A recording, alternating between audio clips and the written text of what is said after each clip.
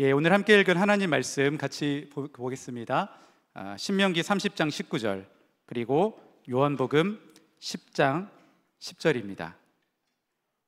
제가 신명기 말씀 먼저 읽겠습니다. 내가 오늘 하늘과 땅을 불러 너희에게 증거를 삼노라. 내가 생명과 사망과 복과 저주를 내 앞에 두었은즉 너와 내 자손이 살기 위하여 생명을 택하고. 요한복음 말씀입니다. 도둑이 오는 것은 도둑질하고 죽이고 멸망시키려는 것뿐이요 내가 온 것은 양으로 생명을 얻게 하고 더 풍성히 얻게 하려는 것이라. 오늘 말씀은 기독교 환경교육센터 산림의 우리 유미호 센터장님이 전해주십니다. 강사님 먼저 소개를 해드리면요, 강사님은 연세대 신학과 그리고 연합신학대학원에서 공부하시고 1991년 이후에 기독교 환경교육운동 펼쳐오시다가 2018년부터는 모두가 골고루 풍성한 삶을 누리기 위한 탄소제로 녹색교회를 위한 환경선교사 과정, 지구 돌봄 서클, 생태 영성 훈련 등의 교육을 하고 계십니다. 특별히 교회가 실질적으로 탄소 중립을 이루어 가도록 하는 탄소 금지 캠페인과 더불어서 기후 녹색 교회 만들기 순회 워크숍 이끌고 계십니다. 현재는 대한해수교 장로회 통합 측 생태정의위원회 위원으로, 그리고 서울 환경교육 네트워크 공동대표로, 그리고 서울시 녹색서울 시민위원회 공동위원장으로서의 거버넌스 활동도 함께 하고 계십니다. 네, 오늘 귀한 말씀 전해주실 텐데요, 우리 강사님 앞으로 나오실 때 큰 박수로 우리가 환영하도록 하겠습니다.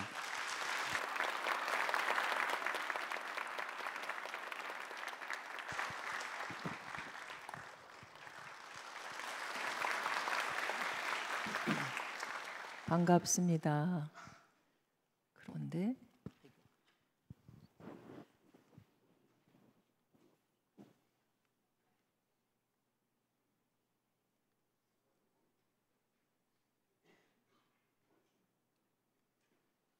네, 주일 행복하신가요? 기쁘고 즐거운 주일이시길 바랍니다. 지난 한 주간도 하나님이 좋다 하셨던 그 세상에서 모든 것들을 좋게 여기며 감탄하는 삶 사셨을 거라 생각하는데요, 얼마나 무엇을 보고 기쁘게 사셨나요? 한번 헤아려 보시죠. 내가 무엇을 보고 기뻐했을까?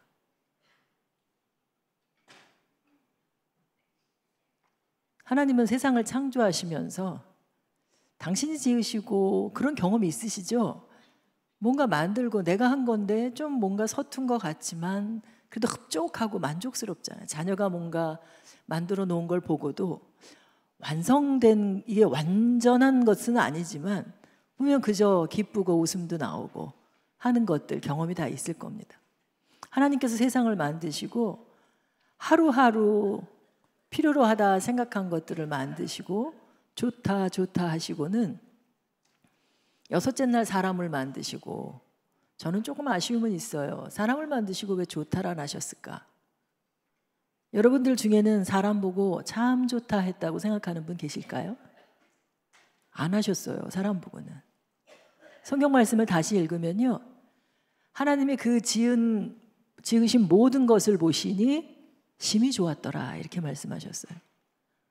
사람은 만드셔놓고 그 사람을 보고는 좋다가 아니라 사람이 함께 있는 그 모든 창조 세계가 심히 좋다 하셨던 거예요. 이 무슨 의미일까 싶습니다.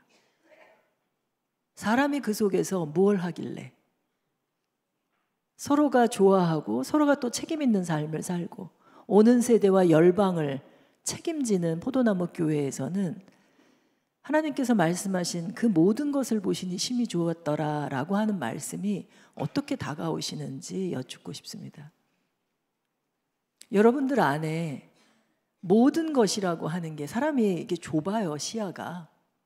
내가 모든 것을 사랑한다 하면서도 내 눈앞에 보이는 것만 사랑하고요, 내가 좋아하는 것만 사랑해요. 왠지 쳐다보면 화가 나는 건 보고 싶지도 않고, 사랑은 무슨, 그죠? 안 봤으면 좋겠죠, 교회 와서도. 그런데 하나님께서는 지으신 모든 것이 때로는 그게 하찮아 보여도, 근데 하나님이 지으신 것 중에는 그 어느 하나도 필요 없는 게 없고요, 하찮은 게 없습니다. 다 그 필요를 아시고 다 역할을 주시고 세상에 보내셨는데 우리는 바라보지조차 않을 때도 많고요, 그리고 보고도 모른 척, 그리고 때로는 쓸데없다 여기면서 쓰레기로 버리는 경우들도 참 많은 것 같아요. 날마다 살아가면서 하나님이 지으신 것에 감동하는 삶 살았으면 참 좋겠습니다. 하나님의 마음을 알아가는, 그게 영성 훈련이 아닐까 생각하거든요. 하나님께서 좋다 하신 걸 나도 좋다 여길 때에 창조의 마음을 우리가 알 수 있게 되리라 생각합니다. 그러면 지금의 우리 이 세상이 조금은 나아지지 않을까? 이런 생각을 해보거든요. 다들 느끼고 있겠지만 지구가 심상치 않지요. 언제부터 그렇게 느끼셨나요? 지구가 좀 이상해지고 있다라고 하는 것을 뭐 그냥 1, 2년 사이의 일은 아니었을 거예요. 그럼에도 불구하고 어떻게 되겠지, 믿음이 좋아가지고 하나님이 어떻게 하시겠지 하는 마음이었을지도 모르겠습니다만 그건 아닌 것 같다는 생각도 들어요. 그 오래전부터 전문가들의 입을 통해서, 예언자의 목소리가 아니라 과학자들의 입을 통해서 이 지구가 지금 희망이 없어져 간다. 하나님이 지으실 때는 스스로 회복되도록 지으셨거든요. 그 창조의 질서가 대단해요. 신비로워요. 정말로 경이롭고 위대하신 그 창조인데요. 우리 몸을 봐도 그렇잖아요. 우리 몸이 조금만 아파도 별다른 처방을 하지 않아도 살아요. 이 상처난 것도 다시 언제 아팠느냐라고 하는 그런 생각을 할 정도로 온전하게 회복될 만큼 그렇게 귀하게 창조하셨는데, 이제는 그 회복력을 수년 안에 이룰 것이다 이렇게 얘기를 하는데, 그 징조의 첫 번째로 눈여겨보는 곳이 극지방입니다. 북극과 남극의 변화를 오래전부터 들으셨을 거예요. 북극곰이 살 공간이 없어진다. 북극곰이 먹이를 위해서 헤엄치고는 올라갈 곳이 없어서, 혹은 먹이가 줄어들어서 삐쩍 말라 있는 그런 모습을 보았을 거예요. 그런데 이 문제는 북극곰의 문제가 아니죠. 우리의 문제로 이제 다가와 있습니다. 이미 여러 광고나 이런 것들을 통해서도 지금의 문제가 그렇게 심각하다고 하는 걸 다 들어오셨을 거예요. 머리로는 너무 잘 알아요, 우리가. 극지방이 우리보다요, 우리는 온대 지방에서 이제 아열대 기후로 바뀌고 있는 이 지역에 살고 있는데요. 그런데 극지방은 우리보다 3배는 더 강도가 센 위험 앞에 놓여 있어요. 빙산이 깨지고 녹고 있고요. 동토가 이제 언 상태에서 풀려서 툰드라 지역은요, 땅이 출렁거려요. 왜냐하면 땅 속에 얼어있던 기체가 액체로 변한 게 아니고요, 기체로 바뀌어서, 이게 고체가 기체로 바뀌면 어떻게 돼요? 과학 잘하시는 분 있나요? 부피가 늘어나갔고요, 팽창을 해요. 그러다 보니 안에 딱딱하지가 않으니까 출렁거리다가 지반이 약한 곳을 뚫고 기체가 나와요. 그 기체가 뭐냐면요, 그 기체가 지금 우리가 내뱉는 온실가스, 이산화탄소보다 25배는 더 힘이 세요. 무슨 힘이냐면 지구 온도를 상승시키는 힘. 여러분이 매일같이 많이 발생시키는 건데요. 이스라엘 백성이 광야에서 하나님한테 훈련받다가 그 훈련에 충실하지 않음으로써 배출했던 가스. 종살이에서 해방시켜줬는데 금방 불평하잖아요. 먹을 거 없다고. 그죠? 불쌍히 여기시고 먹을 거 하늘에서 내려오는 만나를 주셨어요. 근데 주시면서 당부하시죠. 내일도 줄 것이니까 오늘 먹을 것만 가져가라고. 욕심 부리지 말라고. 욕심이 죄를 낳고 사망에 이르는 것을 가르치셨죠. 근데 이스라엘 백성이 어떻게 했어요? 다음 날 남겨서 썩어서 냄새를 풍길 만큼 가져갔어요. 다 뷔페에서 밥 먹은 기억이 있으시죠? 나한테 딱 안성맞춤으로 먹기가 왜 이렇게 힘들어요? 근데 금방까지 맛있게 먹던 밥이 옆 사람이랑 수다 떨다가 다시 바라보면 이게 맛있어 보여요? 더러워 보이지 않나요? 그래서 그만 먹어야 되겠다 하고 쓰레기통에 버리는 경우가 참 많아요. 그런데 얘는 아무것도 안 했거든요. 내가 먹겠다고 선택해서 밥상에 올렸는데 이것이 우리가 먹다가 중단함으로써 과하게 선택함으로써 쓰레기로 버려지는 것. 그 유기물이 썩을 때 나오는 게 메탄입니다. 그 당시에 그 메탄이 이 동토 안에 갇혀 있었는데 동토가 녹으면서 대기권으로 방출되는 거예요. 근데 지금껏 과학자들이 지구 온도 상승하는 걸 예측해 왔어요. 현재까지는 지구 온도가 1.2도로 상승했다고 얘기하고요. 조금 더 급진적인 사람은 이미 1.5도 넘었어, 회복력을 잃는 1.5도 넘었어 이렇게 얘기하는 사람도 있는데요. 한 30년에 그 기준에서 앞으로 뒤로 30년을 보면서 평균치로 얘기했을 때 1.2도, 1.3도 올랐다고 얘기하거든요. 1.5도를 넘으면 균형을 잃는다는 거예요. 더 이상 손 써도 우리가 노력해도 소용이 없다고 하는 건데 바로 그 계산을 할 때도 이 동토가 높고 빙하 빙산이 깨지는 걸 과학자들이 제대로 거기에 변수를 계산을 못했다는 거예요. 그렇죠. 자연에서 벌어지는 일을 어떻게 다 정확하게 가늠했겠습니까? 그래서 지금의 과학자들의 보고서가 보수적으로 얘기하는 거라고 하고 우리가 이 문제를 받아들일 때 그저 온건하게 그냥 그러려니 받아들이면 안 되는 거죠. 훨씬 더 위험한 일들이 우리 앞에 놓여 있다고 생각하면서 비상하게 행동해야 하는 것이지요.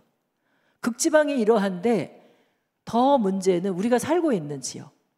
지구는 한 30%가 우리 몸의 70%가 물인 것처럼 한 70%가 바다잖아요. 그죠? 근데 바다도 육지도 생태계가 다 망가졌어요. 육지의 절반 정도는 태초에 만드실 때 숲으로 만드셨어요. 열대림이 우리에게 얼마나 고마운 존재인 줄 아세요? 우리 몸과 지구가 참 유사해요. 우리 몸의 이 허파와 같은 것이 지구 안에는 열대림이죠. 우리가 이렇게 숨 쉬고 하나님이 태초에 흙으로 우리를 만드시고 숨을 불어 넣으심으로써 우리가 살아있는 존재가 되었는데 그 숨이 계속해서 이어지는 게 하나님의 숨이 계속 이어지는 게 그 열대림을 통해서 이어지게 하고 있는데 그 열대림이 이미 절반은 사라졌어요. 그 속에서 살고 있는 생물 종들도 멸종해 가고 있고요. 그리고 2100년이면 숲은 완전히 사라질 것이다 라고 하는 우울한 보고서들도 나오고 있습니다. 바다는요.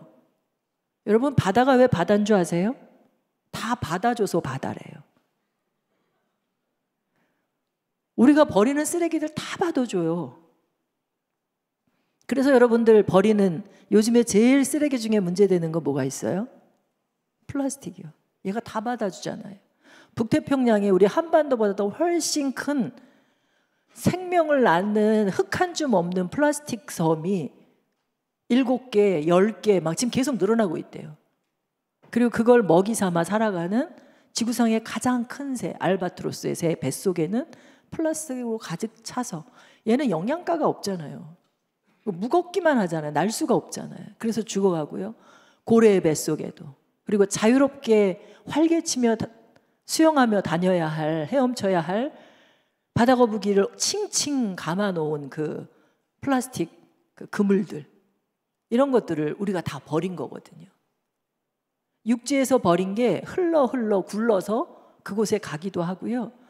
굴러가는 동안 쪼개져서 미세 플라스틱으로 그 안에도 들어가요. 그러다 보니 우리는 흙에서 왔잖아요. 그래서 흙에서 난 거 먹고 결국은 흙으로 가야 그게 하나님의 섭리거든요. 안 죽겠다고 하면 문제가 생겨요. 잘 죽어야 되거든요. 잘 사는 것만큼 잘 산다는 건 잘 죽는다는 거거든요. 안 죽겠다고 발버둥 치며 혹은 음식에도 음식 안 썩겠다고 방부제 친 것들 여러분들 드시면요 병 걸려요. 음식이란 게 그냥 방치해두면 곰팡이 나는 게 정상이거든요. 항생제, 성장 촉진제 빨리 키워서 살도 더 찌워서 돈 많이 벌려고 그렇게 해서 팔아봐야 우리 몸은 병들고, 이렇게 병든 몸으로 이웃 사랑하기는 힘들죠. 내 몸처럼 사랑하라 그러는데 내 몸도 사랑 안 하는 우리가 어떻게 이웃을 사랑할 수 있겠습니까? 근데 바다는 그렇게 온갖 쓰레기들로 지금 가득 차 있다는 거예요. 2050년이면 정말 슬픈데요. 물고기보다 플라스틱이 더 많아진대요. 육지에서 식량 이 생산량이 줄어들면 바다에서 단백질 공급을 얻어갖고 산다 그러잖아요. 근데 바다도 이렇게 위협을 받고 있다는 거예요. 그리고 바다 생태계의 근간이 되는 그림에 나와 있는 산호초들이요. 수년 안에 이 산호초들이 우리 인간의 뼈가 골다공증 앓으면 이렇게 뼈가 숭숭숭 뚫리잖아요. 이 산호초가 갖고 오면 안다는데 어떤 분이 호주에 이 산호초를 관광 갔다 갖고 왔는데 딱 그 모양이더라고요. 백화현상, 산성화돼서 이 산호초가 죽은 걸 보니까 인간의 뼈가 그렇게 골다공증을 앓은 것과 같은 모습을 하고 있는 걸 봤는데요. 바다가 그렇게 죽어가고 있습니다. 바다가 얼마나 고마운 존재냐면요. 지금도 지구 온도가 올라가는데 온도가 급작스럽게 올라가는 걸 막아주고 있어요. 무슨 얘기인가 싶으시죠? 그런데 여기다 물을 한 잔 놔두잖아요.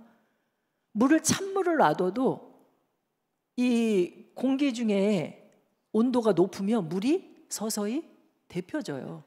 그러니까 공기 중에 열을 흡수해 주는 거거든요. 지금 현재 지구의 열을 이 바닷물이 흡수해서 그나마 이렇게 유지되는 겁니다. 그런데 우리가 이 바다를 제대로 살려놓지 않으면 그 열이 제대로 흡수가 되지 않을 뿐만 아니라 지금 당장 애써서 이 지구의 기온을 낮추더라도 지금 바다가 끌어안고 있는 그 열을 다시 내놔요. 이 지구는 다 연결되어 있어서요. 거기다 다 넣어놓는다고 이렇게 포집해서 넣어놓는다 할지라도 어느 순간에는 나오게 돼 있거든요. 그래서 우리가 지금 당장 실천해야 한다는 얘기가 나와요. 내일이면 늦는다. 이런 얘기가 나오거든요. 그래서 이렇게 수많은 생명들이 사라져가고 이제 보기만 해도 답답하시잖아요.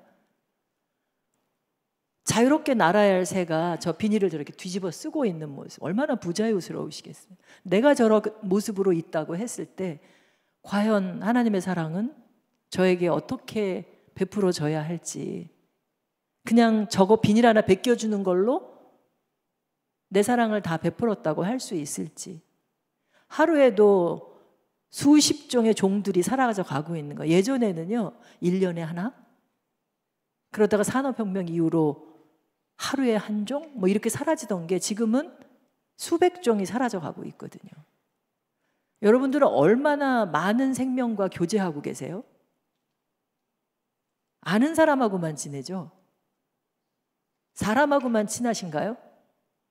제가 여기 휴게실에서 대기하다 들어왔는데요. 어느 분이십니까? 생명을 그렇게 잘 키우시는 분이. 사랑이 가득하신 분 같더라고요.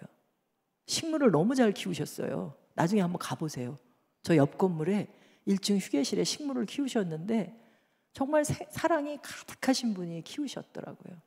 여러분들 안에도 그런 사랑이 있을 수 있으면 참 좋겠다 싶습니다. 그 사랑으로 생명들을 바라만 봐도 그래도 달라져요. 경험이 혹시 있으실까요?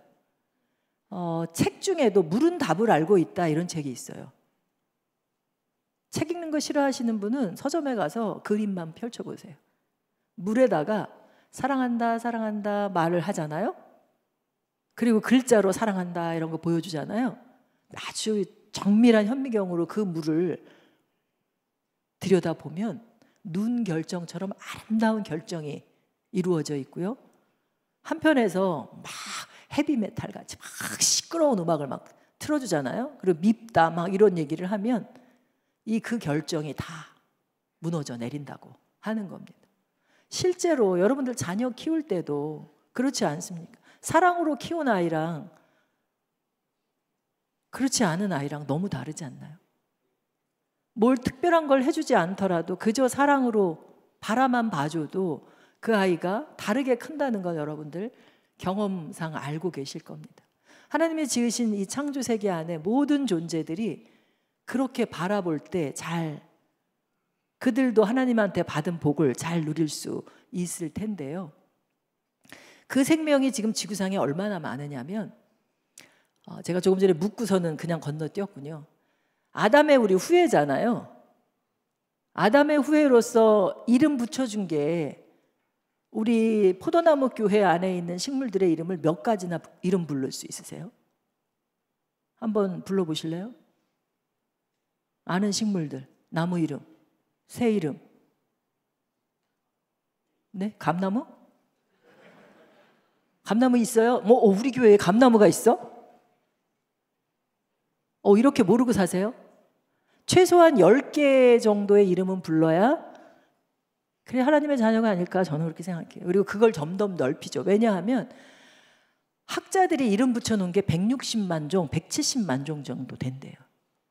그러니까 종이 다양할수록 그리고 이 개체수가 많을수록 그래야 우리가 거기서 식량도 얻지만 의식주 다 얻고요. 의료품도 얻고요.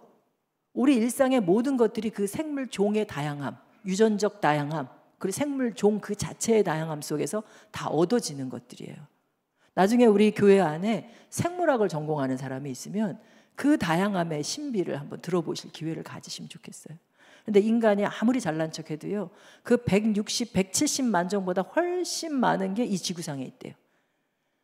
예측컨대 6천만 종에서 1억 종이 있다는 거예요. 그러니까 우리가 얼마나 어리석어요. 그 많은 것들을 통해서 펼치시는 하나님의 오묘한 이 세계를, 그 질서를 우리가 겸손히 바라보면서 살아가야 되는데 안타깝게도 우리는 굉장히 오만하게 살아요. 그리고 하나님이 주시는 게 그것뿐인 양 움켜쥐고 서로 싸우며 살아요. 이 기후 문제로 인해서 지구 온도가 2도까지 올라가잖아요. 2015년 파리 협약 이전에는 2도까지 올라가는 걸 막아야 된다 이렇게 얘기했어요. 근데 2도까지 올라가면 전쟁이요, 지금보다 13%는 늘어난대요. 지금 현재 지구상에서 전쟁이 일어나고 있는 것 다 아시죠? 그 전쟁의 뿌리에, 원인의 뿌리에 이 기후 문제가 있다고 하는 연구 보고서들이 있어요. 시리아 내전도, 우크라이나 전쟁도. 이 문제를 우리나라에 빗대서 보면 과연 우리는 13%나 전쟁이 늘어날 경우 안전할까? 우리는 분단국가잖아요. 이 기후가 이상해지면요, 여러분들 경험 폭염이 되면 괜히 평상시에는 너그럽게 바라보던 것도 어떻게 돼요? 짜증이 나고 화가 나서 막 싸우게 되잖아요. 그것도 못하냐고. 그냥 보통 때는 아예 그럴 수도 있지 하고 넘어가던 게 이 기후가 이상해지면 서로가 더 싸우게 돼요. 갈등이 많아져요. 그런데 이 전쟁이 커질 경우 어떡하냐는 거죠, 우리가. 지금 이게 역사적으로 보면요, 이 지도 안에 선으로 이렇게 그어 있는 게 식량 문제가 있고 가뭄이 있었던 지역이에요. 물 문제가 있고. 근데 이 빨간 거로 찍어 놓은 자리가 뭐냐면 드론으로 폭격한 지역이에요. 전쟁이 일어났던 지역이죠.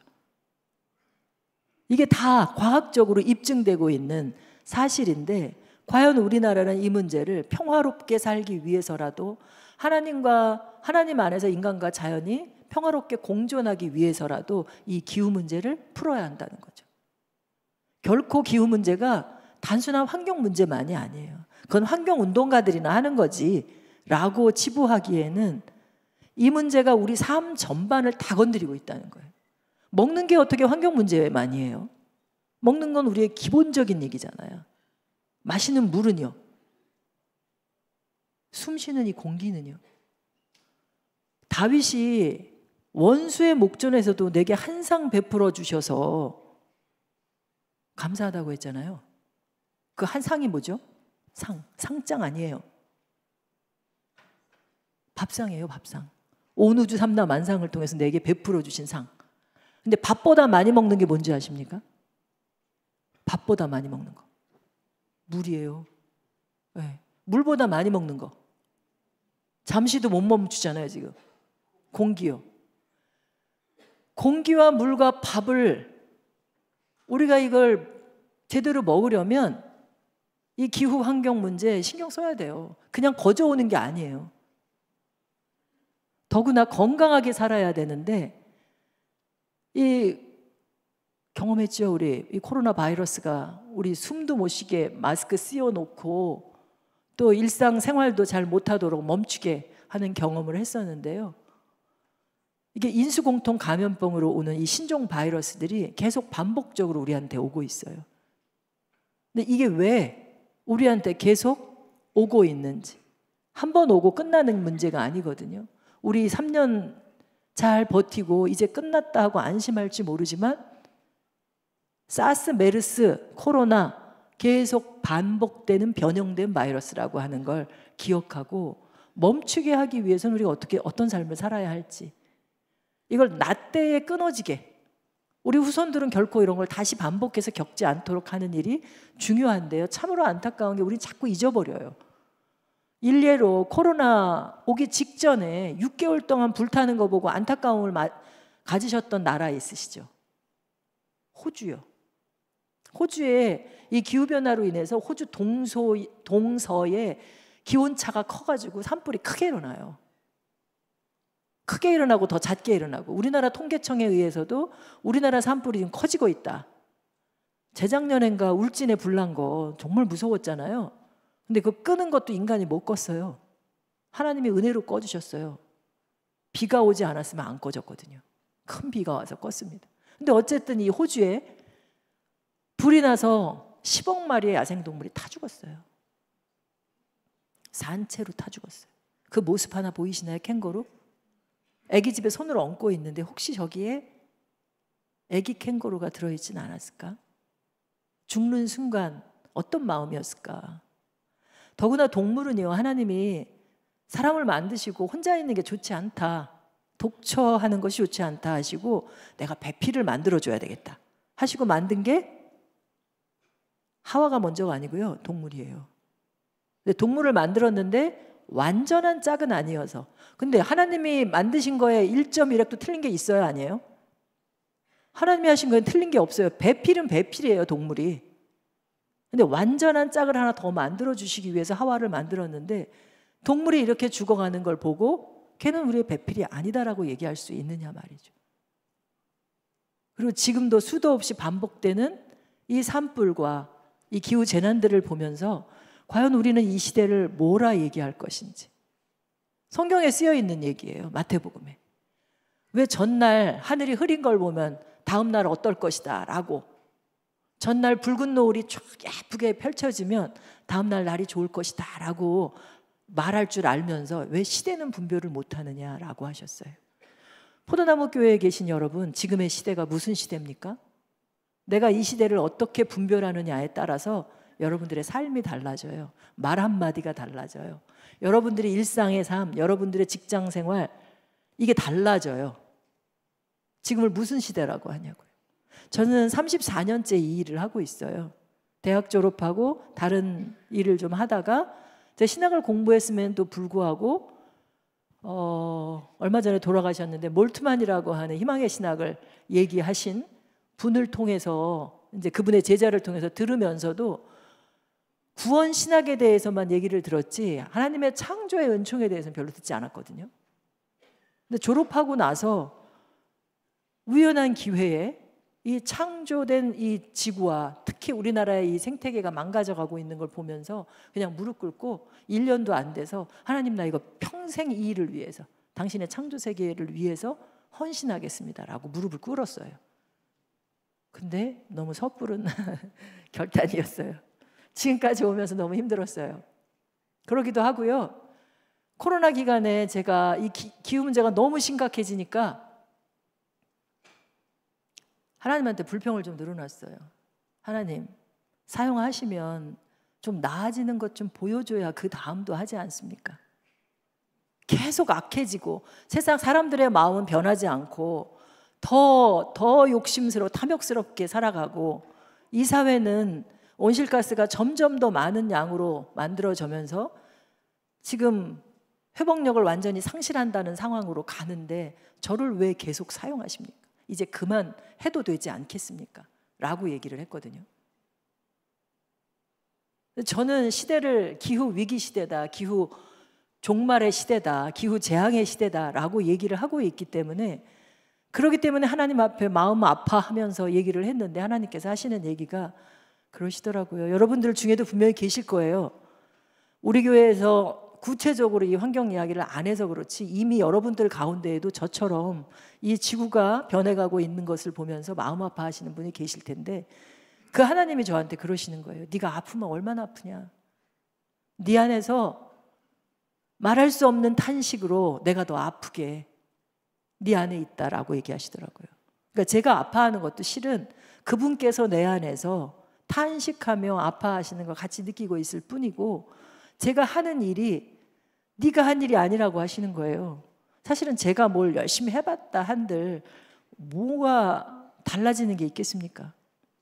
하나님께서 저를 통해 하시는 일이라는 걸 깨닫게 하셔서 군말 없이 그냥 평생 가기로 약속했어요. 다시 여러분들 가운데에도 오늘 깨닫고 새 길을 가시든 기존에 이 일들을 해오시던 분들이든 내가 하는 일 아니고 하나님께서 하시는 일이니 그저 순종하며 이 창조 세계가 온전히 지켜질 수 있도록 함께 가는 길 되었으면 참 좋겠다 싶습니다. 이 일을 위해서 우리가 좀 더 살펴봐야 할 것이 있다면 지구 자체의 변화예요. 예수님이 2024년 전에 오셨잖아요. 그때부터 지구의 온도가 이렇게 변해왔어요. 서서히 변하면 우리가 적응할 수 있잖아요. 그죠? 사람이 갑자기 변하면 어떻게 된다고요? 사람이 갑자기 변하면? 못 들어보셨구나.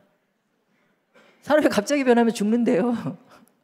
네, 서로가 너무 놀라가지고 서로 적응할 시간이 필요한 건데, 이 지금 증기기관 발명 이후로 산업혁명 이후에 온도가 갑자기 올라가요. 근데 이때 온실가스도 갑자기 올라가고요. 이 뒷사진을 보면 이거 GDP예요. 서로 잘 살겠다고 GDP, 경제 규모가 그렇게 올라가는 거예요. 우리가 얼만큼으로 살아야 우리의 삶의 질이, 아니면 행복 지수가 높을 것이냐라고 하는 거죠. 여러분 지금 만족하세요? 삶을? 행복하세요? 대답 안 하시는 거 보니까 안 행복한 것 같아요. 아직도 부족하죠? 얼마만큼 더 있어야 행복하시렵니까? 주님만으로 족하다 교회 와서는 고백하는데, 그죠? 주님만으로 족하잖아요, 교회 오면. 근데 세상에 나가면 주님만으로 충분하지가 않잖아요. 근데 주님만으로도 일상의 삶이 충분한 삶을 살아야 하는데, 주님께서는 필요한 것도 버리라고 하진 않으셨어요. 나한테 정말 필요한 것들은 주신다고 하셨는데, 그 이상의 것들을 취하면서 그 취할 때에 그게 온전히 자기 안에서 제 기능을 하느냐? 생활습관병에 걸려요. 고지혈증, 당뇨, 고혈압, 이게 먹는 것만으로도 나타나잖아요. 이게 성인병이 아니라 생활습관병으로 이게 의학계에서 이름을 바꿨어요. 이게 아이들한테도 그런 병이 나타나니까. 적절하게 자기 필요만큼 먹는 것처럼 전기를 사용하는 것도 나한테 필요한 만큼.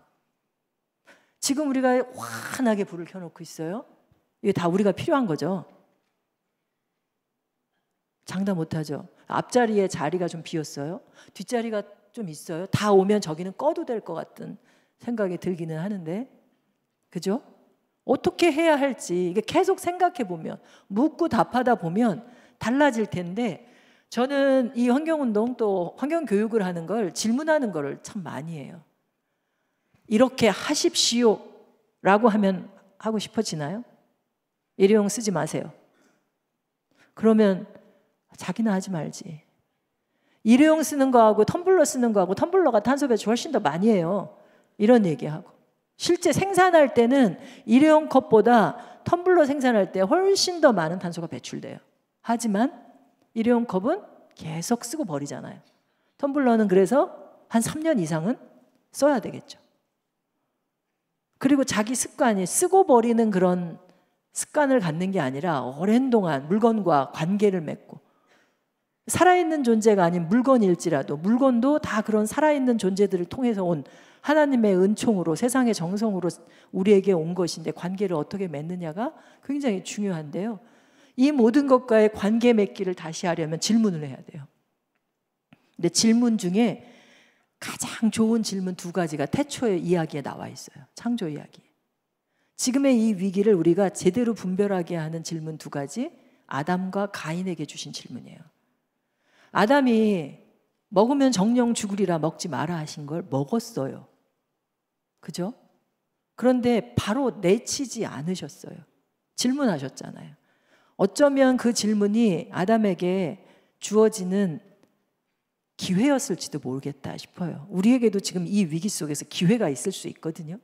근데 우리가 그 기회를 그냥 보내고 있는 것이라고 생각이 되어지는데, 어쨌든 아담은 이런 질문을 받았습니다. 아담아, 내가 어디 있느냐? 지금 우리에게 하시는 얘기면 이 불타는 지구 위에 한 사람 한 사람의 이름을 부르면서 너 어디 있니라고 물으셔요. 뭐라고 답변하실지. 그저 내가 용인시 기흥구 여기 있다는 게 아니고요. 왜 거기에 있니? 라고 하시는 질문이거든요. 왜 무관심하게, 왜 침묵하고, 왜 외면하고, 알면서도 외면하고, 너 그게 최선이니? 라고 하는 질문 속에 물으셔요. 그런데 아담이 한 답변, 과간입니다. 책임을 전가해요. 하와한테만 전가한 게 아니고요. 뱀한테만 제가 꼬셨어요가 아니고요. 성경 보면요. 하나님 당신이 내게 짝지어준 하와가 저거 먹게 했어요. 그랬어요. 내 살 중에 살이요 뼈 중에 뼈라고 사랑으로 고백했던 제가 나를 이렇게 만들었다고 책임 전가하는 걸 넘어서 하나님이 잘못 만들었다는 거예요. 세상을. 여러분은 그렇게 생각하지 않으시나요? 하나님 당신이 잘못 만들었으니까 고쳐놓으세요. 당신이 고쳐놓으세요. 이게 아니죠. 하나님은 우리를 통해서 일하시거든요. 우리가 최선을 우리는 못해요. 우리가 이 망가진 걸 어떻게 온전하게 회복하겠습니까? 하지만 우리를 통해서 이루시는 분이 하나님이시거든요. 그래서 우리에게 질문이 주어질 때 지금도 문 앞에 서서 우리에게 계속 두드리면서 얘기하실 거예요. 우리가 제대로 답변하려면 기도하는 생활을 해야죠. 특별히 내 기도가 잘 안 될 것 같다 그러면 우리 교회에 기도 잘 하시는 권사님 계시죠? 위에서 기도해 달라고. 내가 약해서 이런 것에 시험이 들어서 자꾸 욕심을 내게 되고 이러는데 지구를 위해서 내가 잘 살 수 있도록 기도해 달라고 부탁을 해주셔도 좋아요. 이런 것으로 서로 연합하는 일이 있었으면 좋겠고요. 또 한 가지는 가인에게 주어진 질문이에요. 아우를 죽였잖아요. 태초에 우리에게 주신 명령이, 첫 번째 명령이 뭐냐면요. 지금 우리가 지구가 망가져서 지키고 돌봐야 하는 그런 책임에 의한 명령이 아니에요. 동산을 너무 아름답게 만드시고요. 좋다 라고 하시더니 데려다 놓으시고 좋지 하시면서 뭐라고 했냐? 창세기 2장 15절에 지키고 돌봐라 하셨거든요. 그런데 가인이요. 동생을 어떻게 했어요? 죽였잖아요. 지키고 돌봐야 할 우리 곁에 있는 존재들은 다 서로가 서로를 돕는 존재들이에요.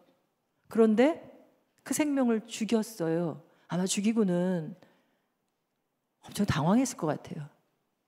정말로 그렇게 답변하고 싶지 않았을 수도 있어요. 그런데 기도 생활을 제대로 안 하다 보니 주어진 질문에 그런 이상한 답변을 하죠. 하나님한테 이렇게 답변해요. 내가 아우를 지키는 자냐고. 우리는 그런 답변을 안 할 것 같으냐 하면 우리가 일상에서 깨어있지 않으면 우리도 그런 답변을, 어리석은 답변을 할지도 모릅니다. 우리가 먹고 입고 쓰고 이동하고 하는 것에서 늘 지구를 생각하며 나를 부르고 있는 신음하는 이 피조물들이 하나님의 자녀를 부른다잖아요. 로마서에. 그들을 의식하고 살아가지 않으면 하나님 앞에 서서 우리도 그들처럼 책임 전가하고 우리가 받은 사명을 제대로 인식하지 못하고 사는 일을 하지 않을까 싶습니다. 근데 인류가 그렇게 해왔어요. 과학자들이 지금 지구의 변화를, 기후의 변화를 6차례에 걸친 종합보고서로 내놨어요. 전 세계 과학자들 한 수천 명에 가까운 사람들이 이 보고서를 냈는데요. 전체가 합의해서 내놓는 보고서예요. 기후변화에 관한 정부 간 협의체, 뉴스에서 좀 들으셨을 텐데요. IPCC라고 6차 보고서가 나왔습니다. 첫 번째 보고서가 90년에 나왔어요. 근데 이 모든 보고서의 첫 번째 목적이 뭐냐면 인간의 행위가 얼마나 이 문제에 영향을 미쳤느냐예요. 그러니까 인간의 책임이 몇 프로냐 이거죠. 근데 90년에 나왔을 때 33% 나왔어요. 별로 책임이 없는 거죠. 33%. 그냥 무시해도 될 정도인가요? 초반에 잡아야 이걸 잡을 수 있었는데 너무 무시했어요.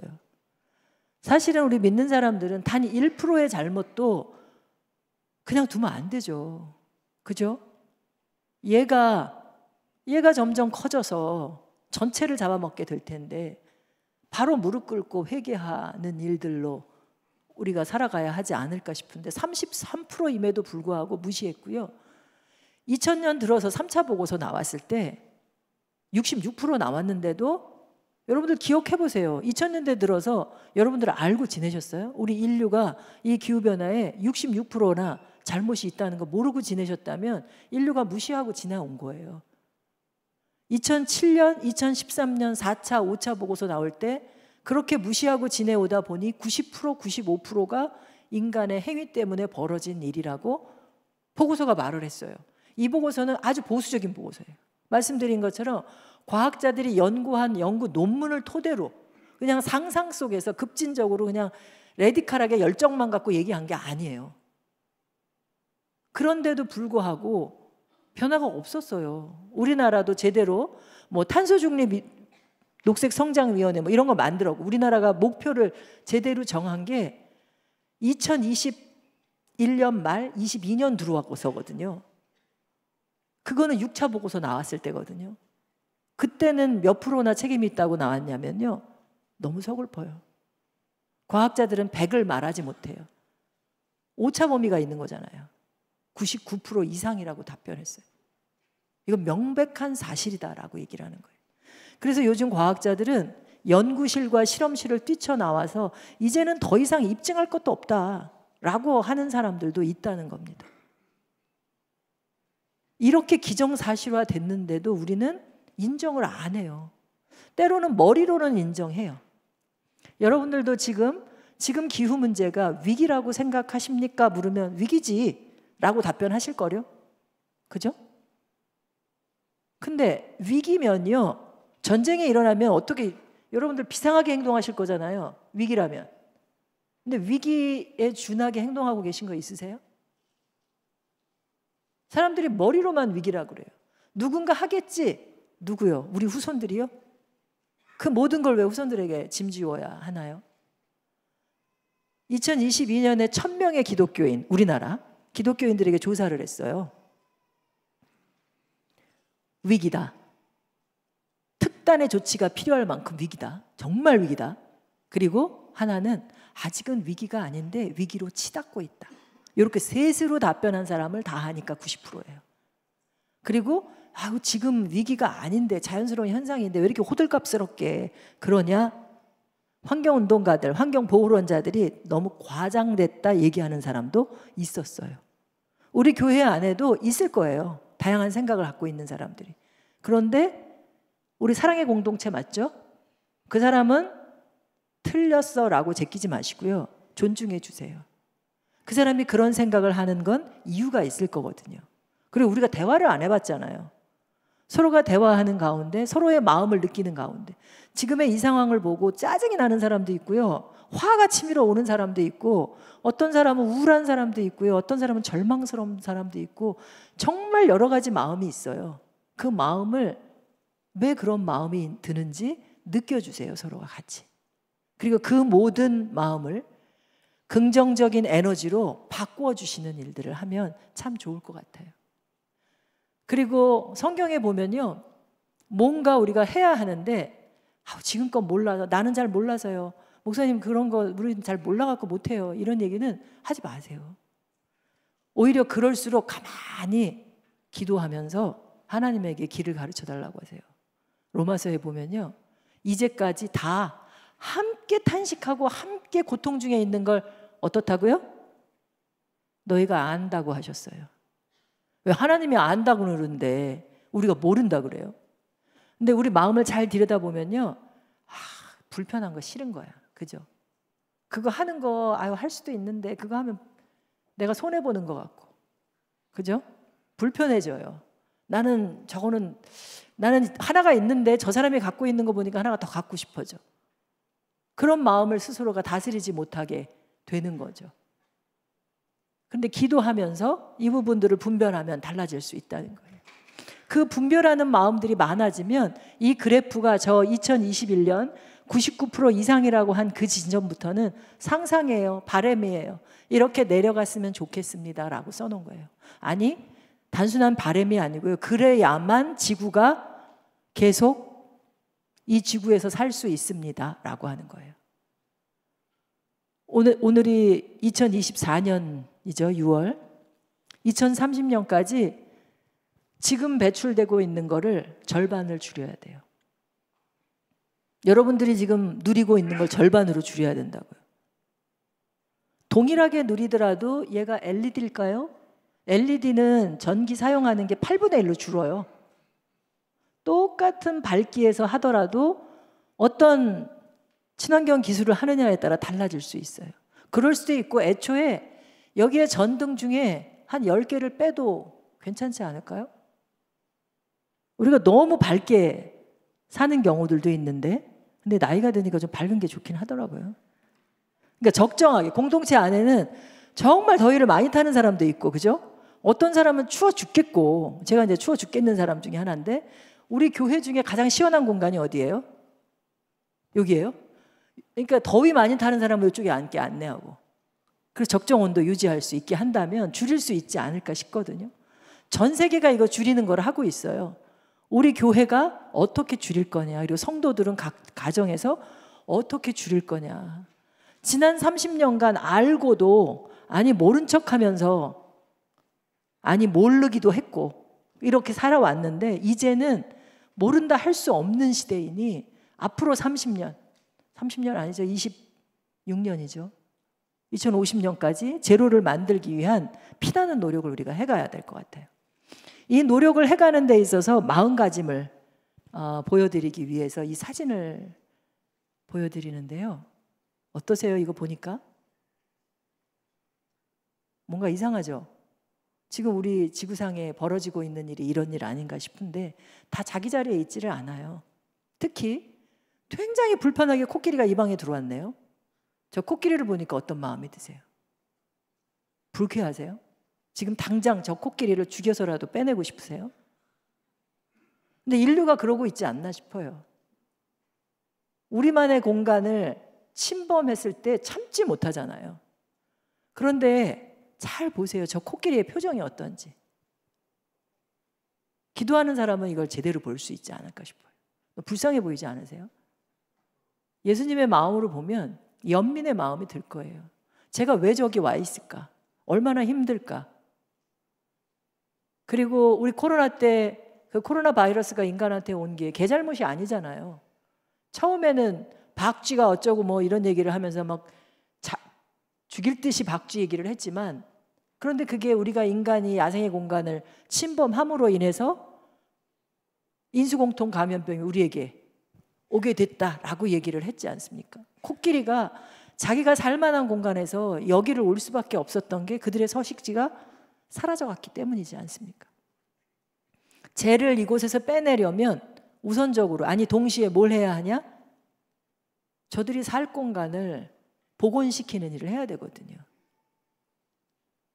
다큐멘터리 중에 불편한 질문이라는 걸 보면요. 코끼리가 4시간에 걸쳐서 수술을 해요.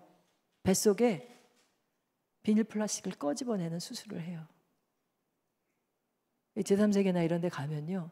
새들이나 물고기만이 아니고 이 코끼리가 이렇게 코로 건들다가 얘가 먹는 건 줄 알고 먹은 거예요. 배가 땡땡한 상태에서 더 이상 먹을 수도 없는 그런 상황 속에서 수술을 하는 장면이 나오는데요. 여러분들 몸속에 이게 안타까워할 게 이 코끼리만 불쌍한 게 아니고요. 여러분들 몸속에도 지금 플라스틱이 있어요.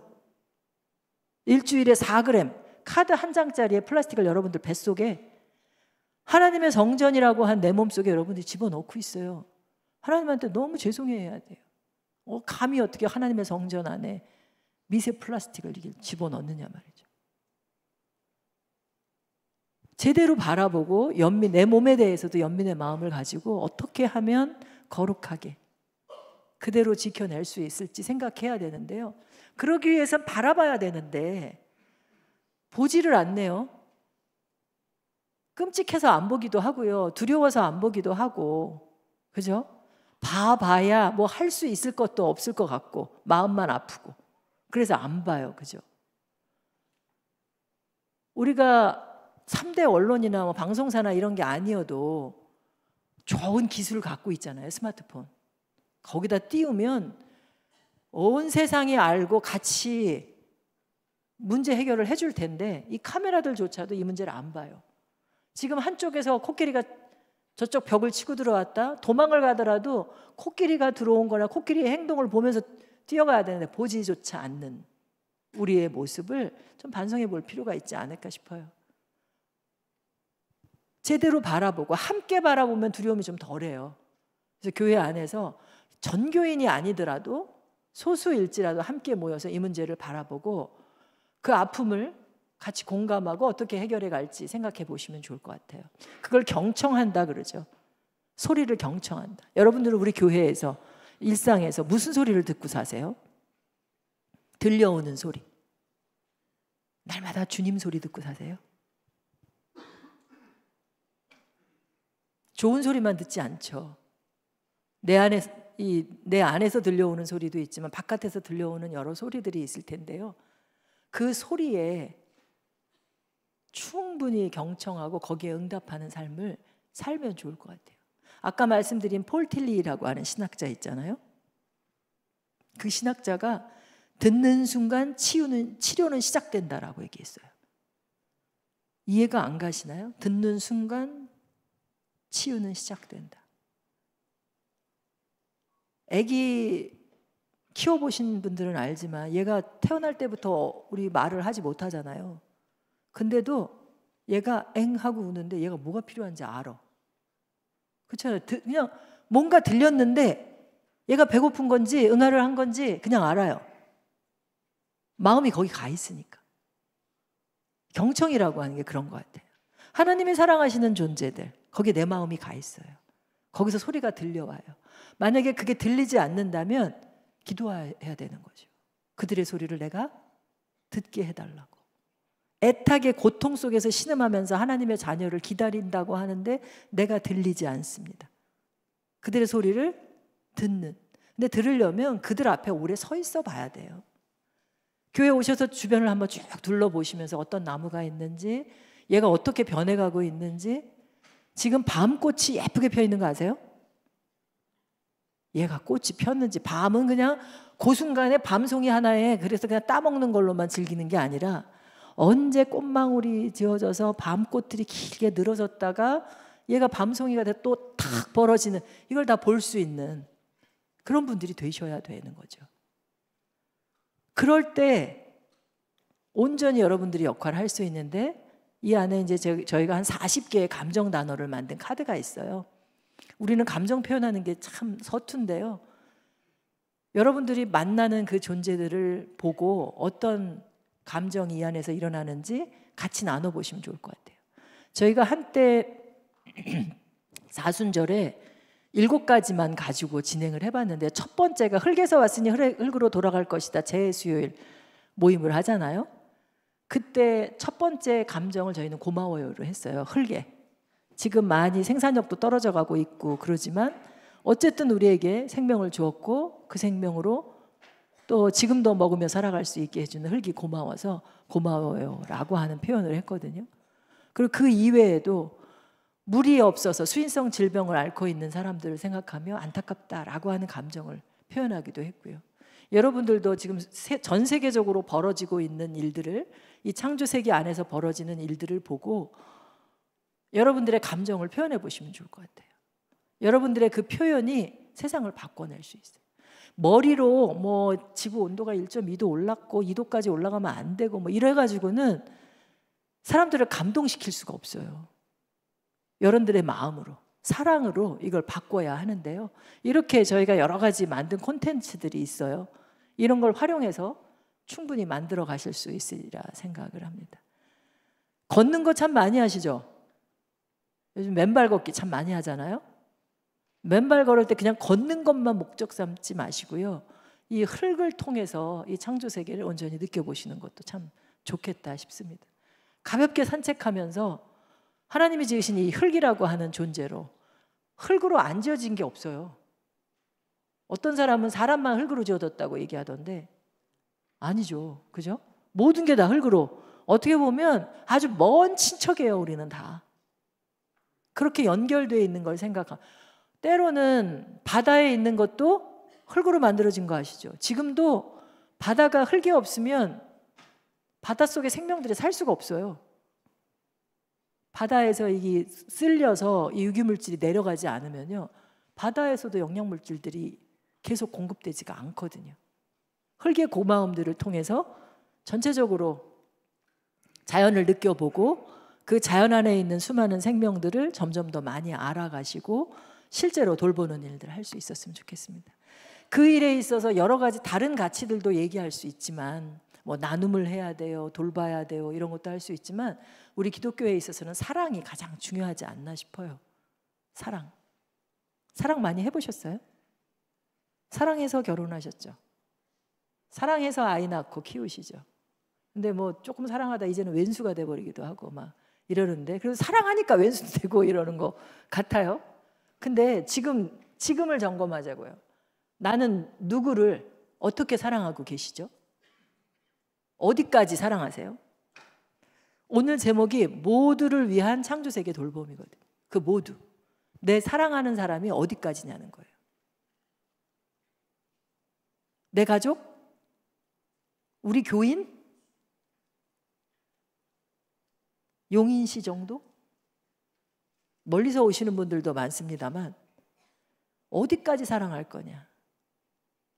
뭐 노래에도 모두 다 사랑하리 뭐 이런 얘기가 있는데, 모두 다, 그 모두를 그냥 말로가 모두가 아니라 하나님이 지으신 그 창조 세계를 계속 만나가면서 연결하실 때 그 모두를 사랑하는 게 구체적으로 될 수 있거든요.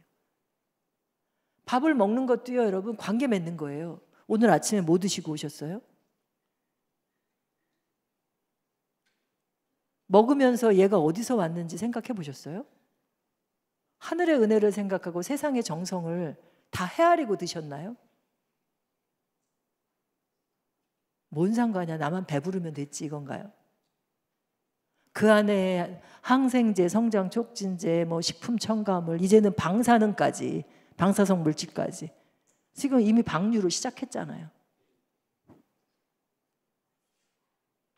어떻게 해야 사랑을 잘 할 수 있을까? 특히 이 시대에 강도 만난 이웃들이 있는데, 강도를 누가 만났는지, 어떤 강도들이 강도짓을 하고 반복되지 않게 하기 위해선, 그리고 그 강도 만난 이웃은 누구이고 그들을 어떻게 돌봐야 할지 생각해야 하는데요. 이 그림을 보면 이 명화예요, 명화. 왼쪽은 렘블란트의 그림이고요, 오른쪽은 고흐의 그림이에요. 보통은 선한 사마리아인 비유에 나오는 그림을 보면 강도 만나서 쓰러진 사람 그림이 참 많아요. 근데 여러분들도 그저 쓰러진 사람 보고 안타까워하는 마음을 갖는 것에 그치는 경우가 많거든요. 근데 사랑은 거기서 끝나는 게 아니에요.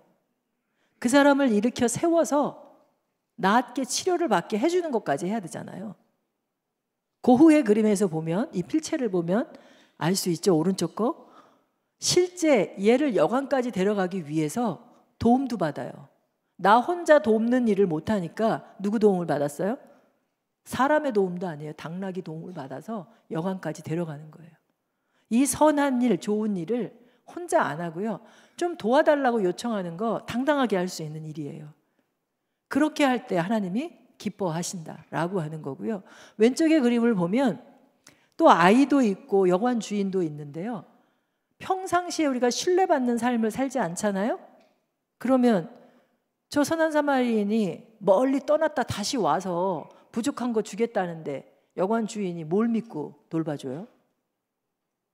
이 사람이 그렇게 할 거다라고 하는 믿음 속에 끝까지 돌보는 일을 하는 거거든요. 포도나무 교회 우리 교우님들은 다른 일로가 아니라 평상시에도 늘 신뢰받고 지지받는 분들이셔서 무엇을 하든지 그 사람이 하는 거라면 나도 같이 하지 라고 하는 그런 이야기를 들으실 수 있었으면 참 좋겠다 싶습니다. 더구나 이 여관 주인은요, 저 자리가 강도가 출몰하는 지역이에요. 여관을 짓는 이유는, 여관에서 여관을 운영하는 이유는 돈 벌려고 하는 거잖아요. 그러면 어디다가 여관을 운영해야 돼요? 어디서? 돈 많이 벌 수 있는 곳에서 운영해야죠. 그런데 저 사람은 생각해 보면 자기도 강도 만난 경험이 있지 않았을까? 그냥 상상이에요. 이 지역에서 많은 사람들이 강도를 만났을 때 돌봄이 필요하다면 멀지 않은 지역에 이런 거 하나쯤은 있어서 찾아올 수 있게 해야 되지 않겠느냐라고 하는 생각을 했을 수도 있어요. 뭐 지금 상황 속에서 여러분들이 생각했을 때 정말 이 돌봄을 위해서 필요한 일들이 어떤 일들이 있을지 여러분들 나름대로 길을 찾아 나가는 일들을 하되, 제가 한 가지 말씀드리고 싶은 거는 우리 후손들입니다. 아이들이요, 빈말로 사랑하지 말래요. 왜 사랑한다고 하면서 우리의 미래를 빼앗아가냐요. 너희들은 나중에 있지 않니? 지금은 공부나 열심히 해 라고 하는 말 지금 다 소용이 없어요. 이제 미래가 없다니까요. 툰베리라고 하는 소녀가 얘기했던 건데요, 이게 거짓말 같지만 실제 이 그래프에서 보면요, 우리 교회에도 2020년에 태어난 아이들 있잖아요. 그 아이랑 60년대 중반에 태어난 저랑 비교하는 거예요.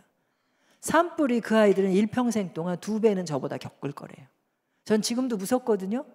실제 택시를 타는데 어떤 분이 은퇴하고 산자락 밑에 시원하니까 그렇게 살려고, 집을 살려고 하다가 포기했대요. 산불이 너무 무서워서 포기했다고 그러시더라고요. 2배는 겪게 될 거래요. 그리고 가뭄과 식량위기와 태풍은 3배는 더 심한 고통 속에 머물게 될 거라는 겁니다.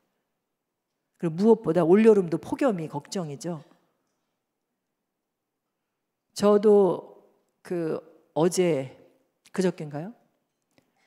아프리카에서 돌아왔어요. 목사님 아프리카 마다가스카르 가셨더라고요, 선교.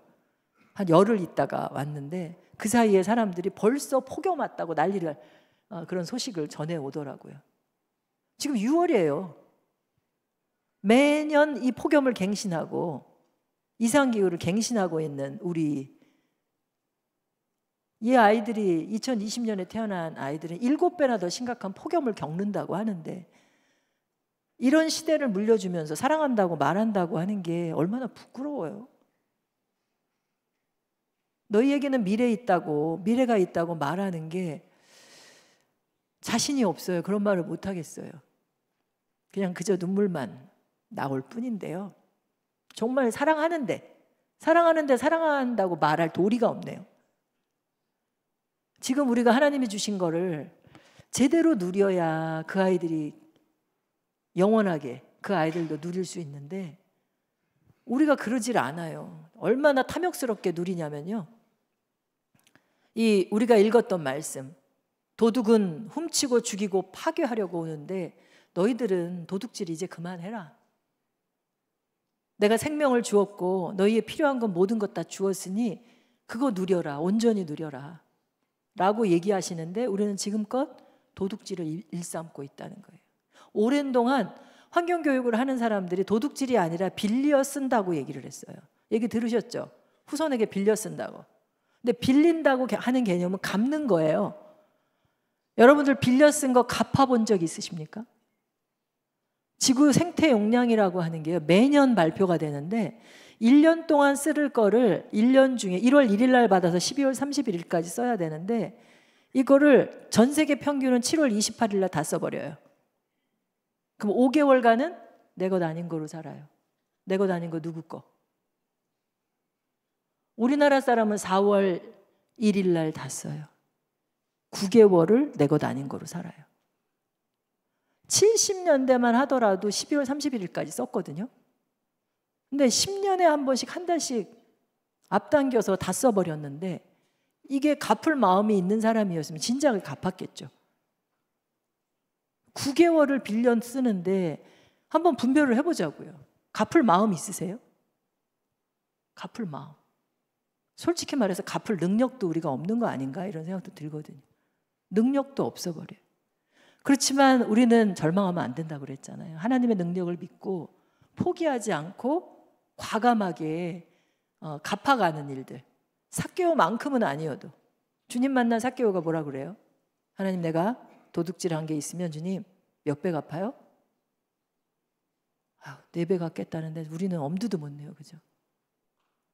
삭개오만큼의 그 마음으로 갚는 일, 우리가 배출한 탄소를 상쇄시키는 헌금을 내서 그걸로 지구를 복원하는 일에 사용하는 거죠.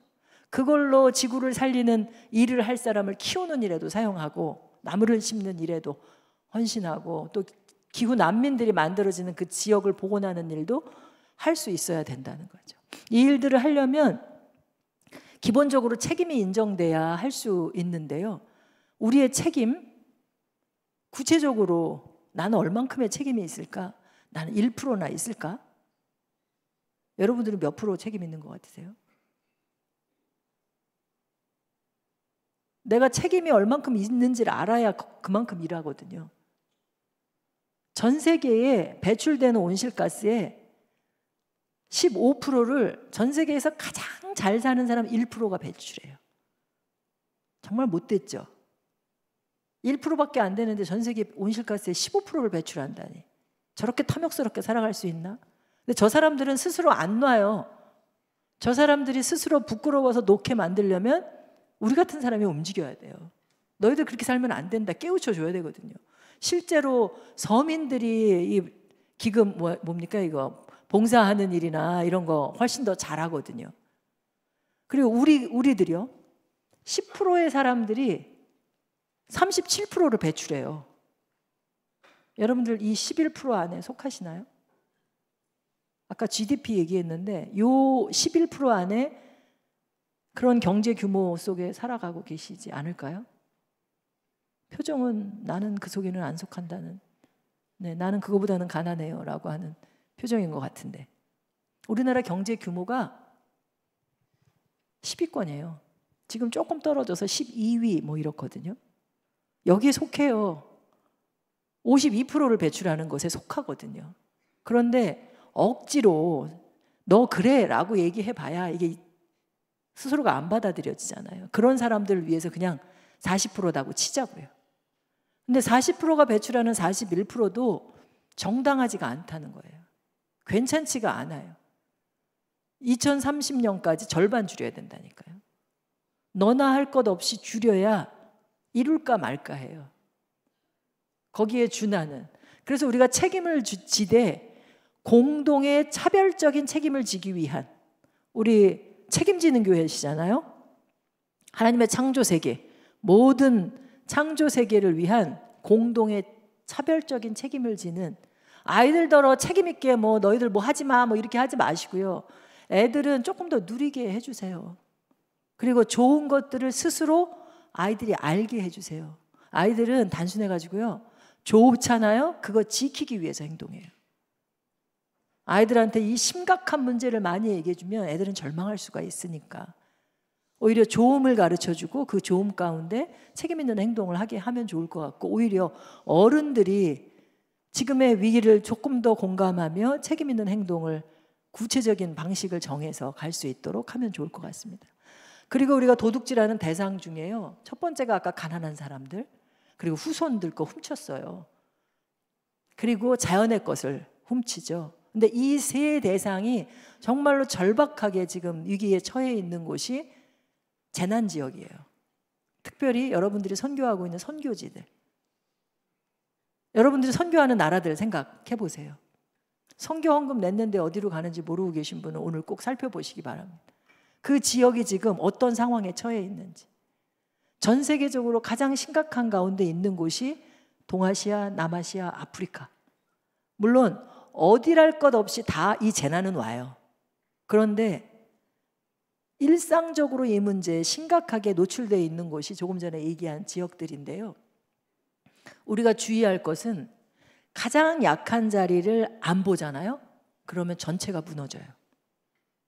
예수님이 이 땅에 가장 낮은 자리로 오신 이유도 그런 것이 아닐까 저는 생각합니다.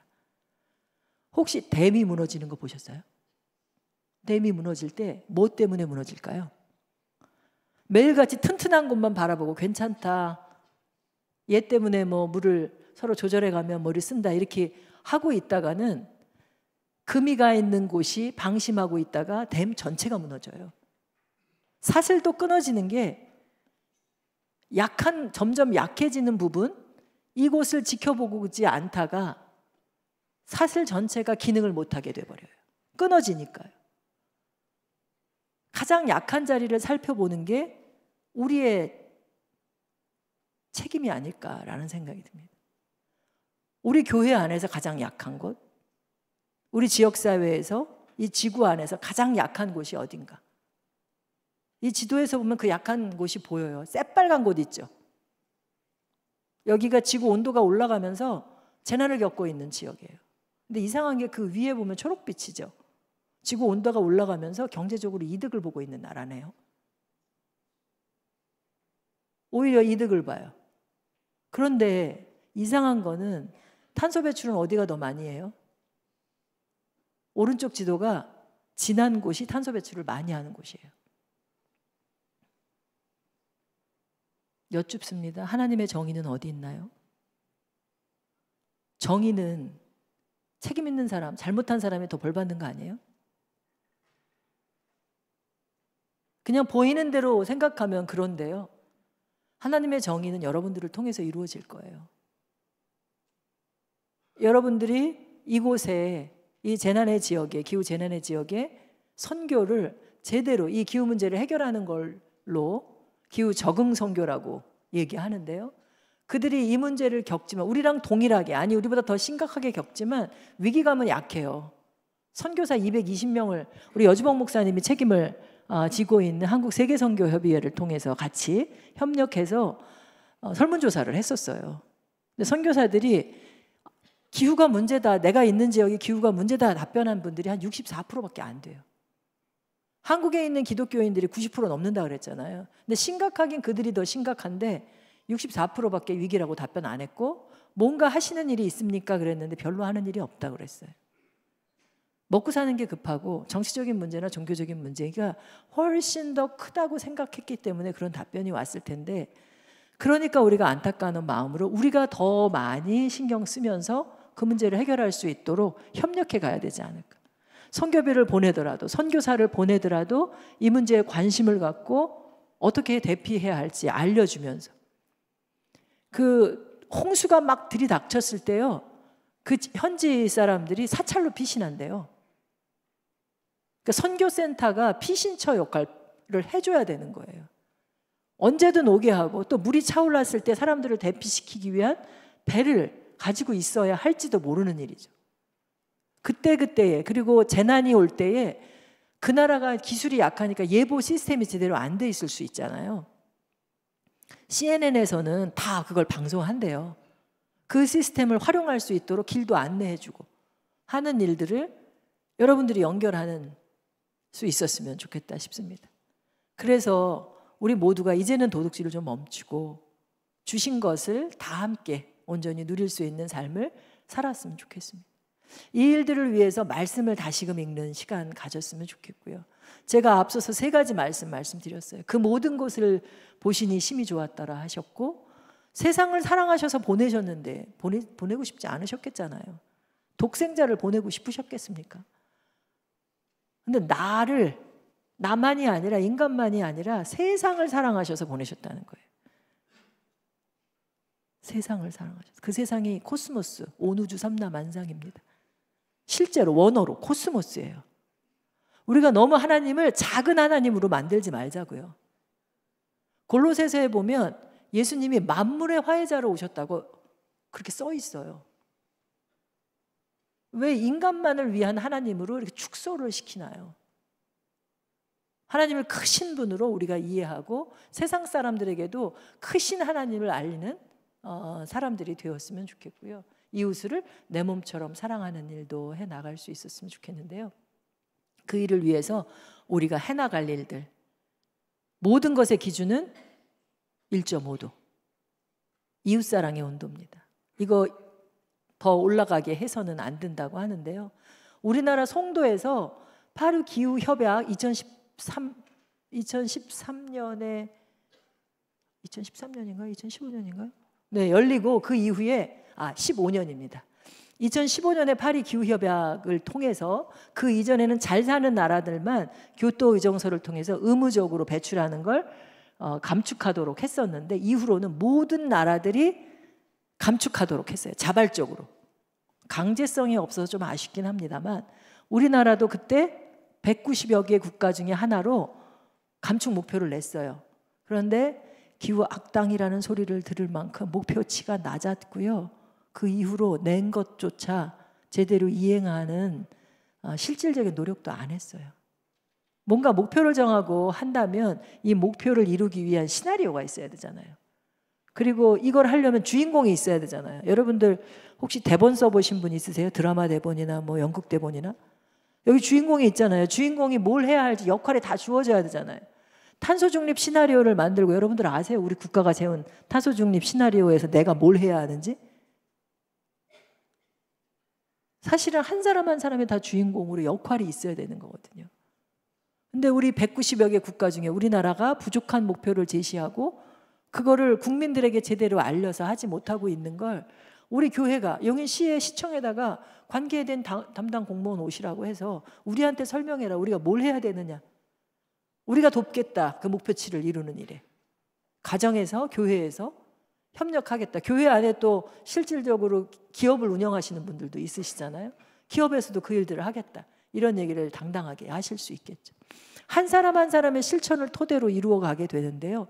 아까 얘기했던 왜 어른들은 사랑한다고 말만 하느냐 했던 그 친구 한 얘기가요. 이런 얘기가 또 있어요. 할 수 있는 만큼 해서는 지금 안 되는 시대라고.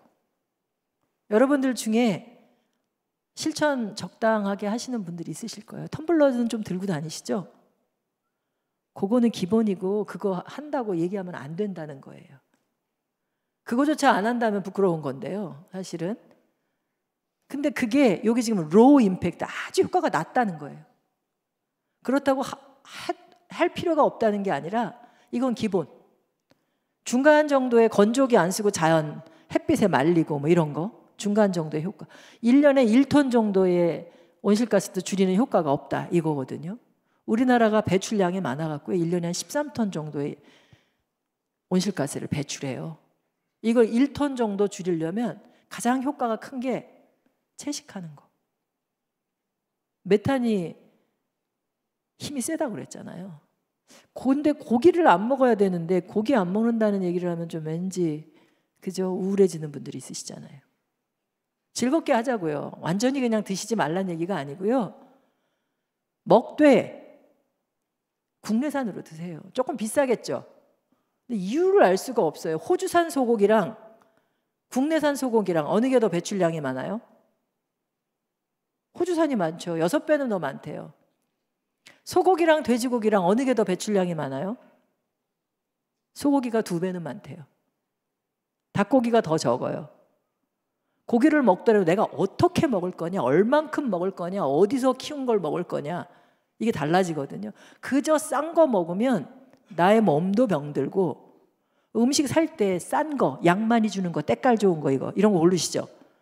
교인들이 먹을 밥을 차리면서도 이런 거 고르시면 안 돼요. 이거 수입 농산물 사기 딱 좋은 거거든요. 수입 농축산물. 그러면 이거 안 좋은 것들이에요. 적은 양으로 우리 못 먹는 시대 아니잖아요. 비싸도 적은 양으로 건강하게 먹을 수 있게 해야 되는 건데요. 어쨌든 채식을 매일은 아니더라도 전 세계적으로 전개되는 운동처럼 적어도 일주일에 한 번은 완전 채식하자.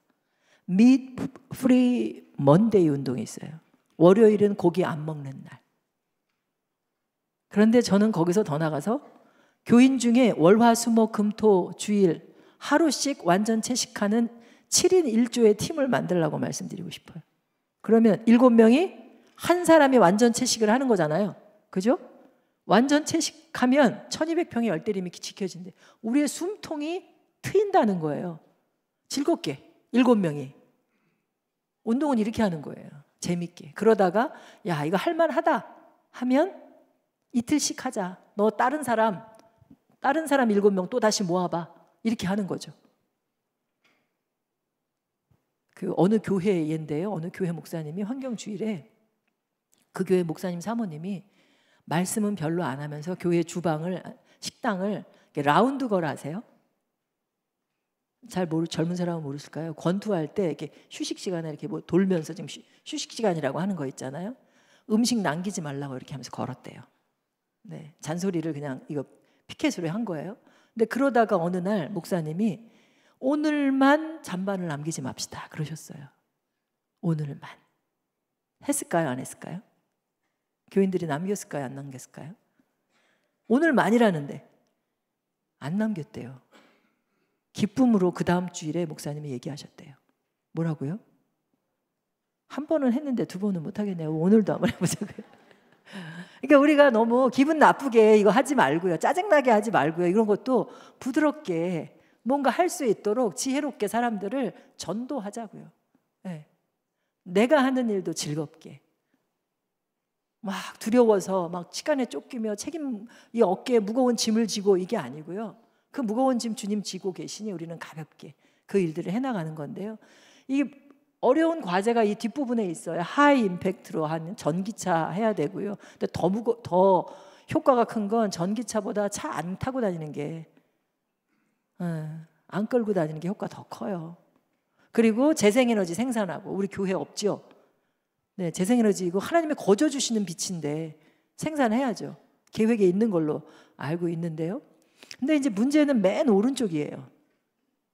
한 사람이 없다면 하는데요. 어떻게 해야 돼요? 빨리 가야지 해야 되나요? 낳지 말아야지일까요? 근데 이미 앞에서 얘기했어요.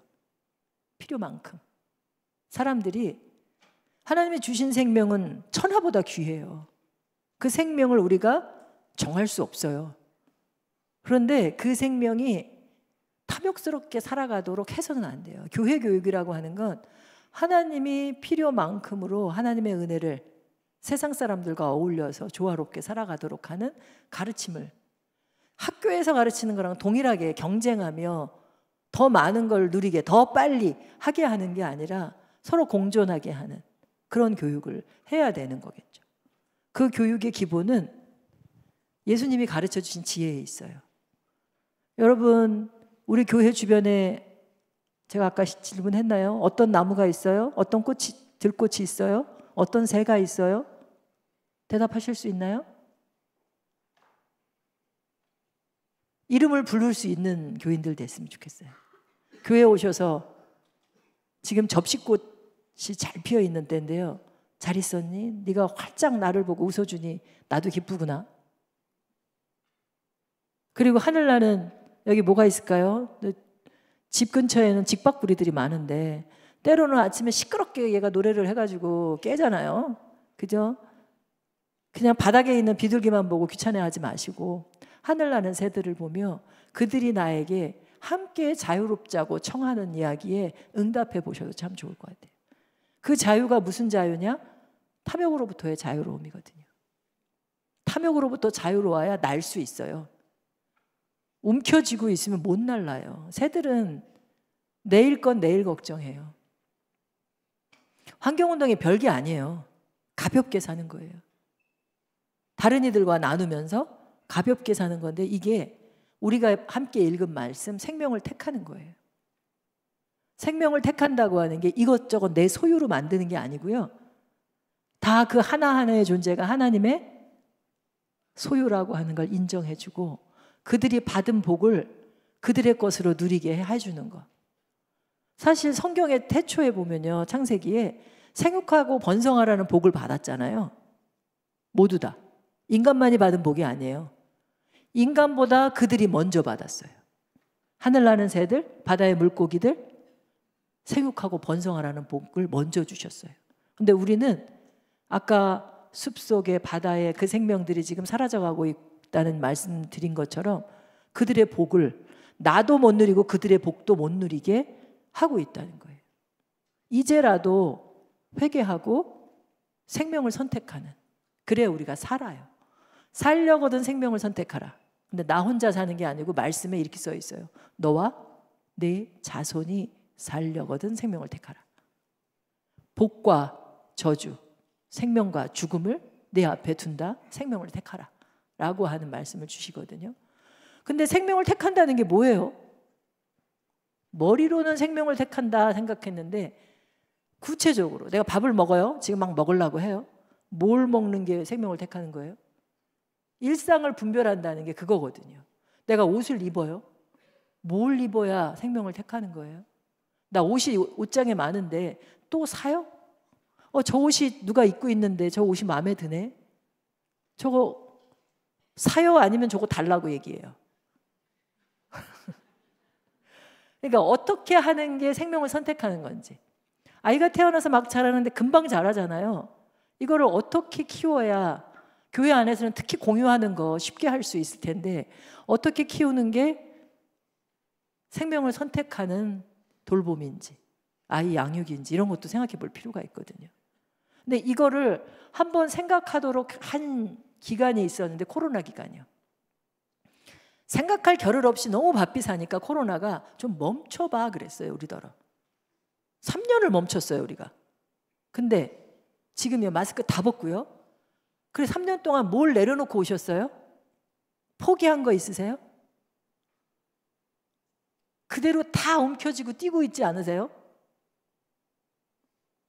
정신이 번쩍 들 정도로 이 코로나가 우리를 힘겹게 했는데 이 코로나는 우리로 하여금 하나님이 주신 메시지를 전달한, 그렇게 살면 안 돼. 그렇게 살아서는 너도 죽어 라고 하는 얘기를 했던 거거든요. 그러면서 아직은 희망이 있어. 자연이 살아나는 걸. 대도시에 막 야생동물이 출몰하고 그랬잖아요. 같이 살자고 청하는 그런 메시지를 접하고도 지금 우리는 다시 타벽스럽게 살아가요. 무관심하게 살아가요. 우리 매일매일 신호등 앞에 쓰잖아요. 빨간불, 노란불, 초록불 앞에 쓰는데 그 앞에 섰을 때 그 마음으로 이 인류를, 지구를 바라보고 다시 한번 좀 우리 일상을 가다듬는 시간 가져봐도 참 좋겠다 싶어요. 그래서 먹고 입고 쓰고 이동하고 마음 씀씀이도 바꿔보실 수 있었으면 좋겠는데요. 근데 탄소 배출이 가장 많은 곳이 어딜까요? 그리고 이 탄소 배출이 가장 많은 곳을 줄이는 방법은 어디서부터 시작해야 될까요? 포도나무 교회에서 탄소 배출을 줄인다 그러면 어디서부터 시작해야 될까요? 여기 답이 있는데요. 공동체 만드는 일부터 시작해야 돼요. 사람이 하는 일이거든요. 하나님의 사람을 통해서 하시거든요. 공동체, 이 창조 세계를 돌볼 마음이 그래도 여기 안에 가장 많이 이렇게 움직이시는 분들이 3% 정도만 모이면, 왜 3%야? 소금이에요, 소금. 네, 소금의 역할을 할 사람 3%가 나서서 먼저 앞서서 공부하고 먼저 앞서서 뭘 하겠다고 실천해보고 그러면서 다른 사람들을 감동시키면 된다 생각을 하는 거거든요. 그분들 중심으로 이 창조세계를 위한 예배를 또 따로 한번 드려보고 또 그분들 중심으로 교회 각 부서별로 요청해가지고요. 중보 기도팀에다가 기도 좀 해주세요. 기도 제목 올려보고 또 교학교 부서에다가 이런 것도 좀 해주세요. 자연을 위한 음악회도 좀 열어주세요. 아까 찬양하시는데 너무 은혜롭더라고요. 그 안에 성령님이 우리 안에 임하시는 그런 시간을 우리가 경험하게 해주는데 그 성령님께서 이 말할 수 없는 탄식으로 지구를 함께 끌어안고 계신 걸 같이 경험하는 이런 것도 한번 해봐 주세요 라고 요청할 수 있는 그 3%, 이 3%를 만드는 일을 한 후에 이분들이 해야 할 것이 그냥 저절로 사실은 성령님을 경험하면 하는데요. 우리가 하는 일이 아니라 그랬잖아요. 사도행전 1장 8절 너희 안에 성령님이 내리시면 온 유대와 사마리아와 땅 끝까지 내 증인이 되리라 그랬거든요. 여러분들이 하고 싶어서 하는 게 아니고요. 이 안에 성령님이 여러분들을 시키세요. 안 하고는 못 배기시는 거예요. 그게 저는 기후 증인이라고 생각합니다. 근데 난 할 줄 아는 게 없어서요. 지식도 부족하고요. 능력도 부족하고 기술도 부족하고. 아니요. 여러분들 생각해 보세요. 여러분들한테 하나님이 주신 게 있어요. 말은 잘못해도 요리는 잘해. 그러면 채식 요리 같은 거 해가지고 고기 많이 드시지 마시고요. 채식 이런 거 드셔도 참 좋아요. 이거 먹여주시는 거죠. 채식으로도 이렇게 맛있게 먹을 수 있어요. 뭐 여러 가지 방법이 자기만의 노하우들이 그림을 잘 그리는 사람은 그림으로 자연을 잘 감상할 수 있게 해줄 수도 있겠죠. 일례로요. 그림 속에 보면 이 사람이 역도 선수 같잖아요. 2016년에 역도 나온 사람이에요. 올림픽에. 키리바시. 이 사람이 금메달을 땄을까요?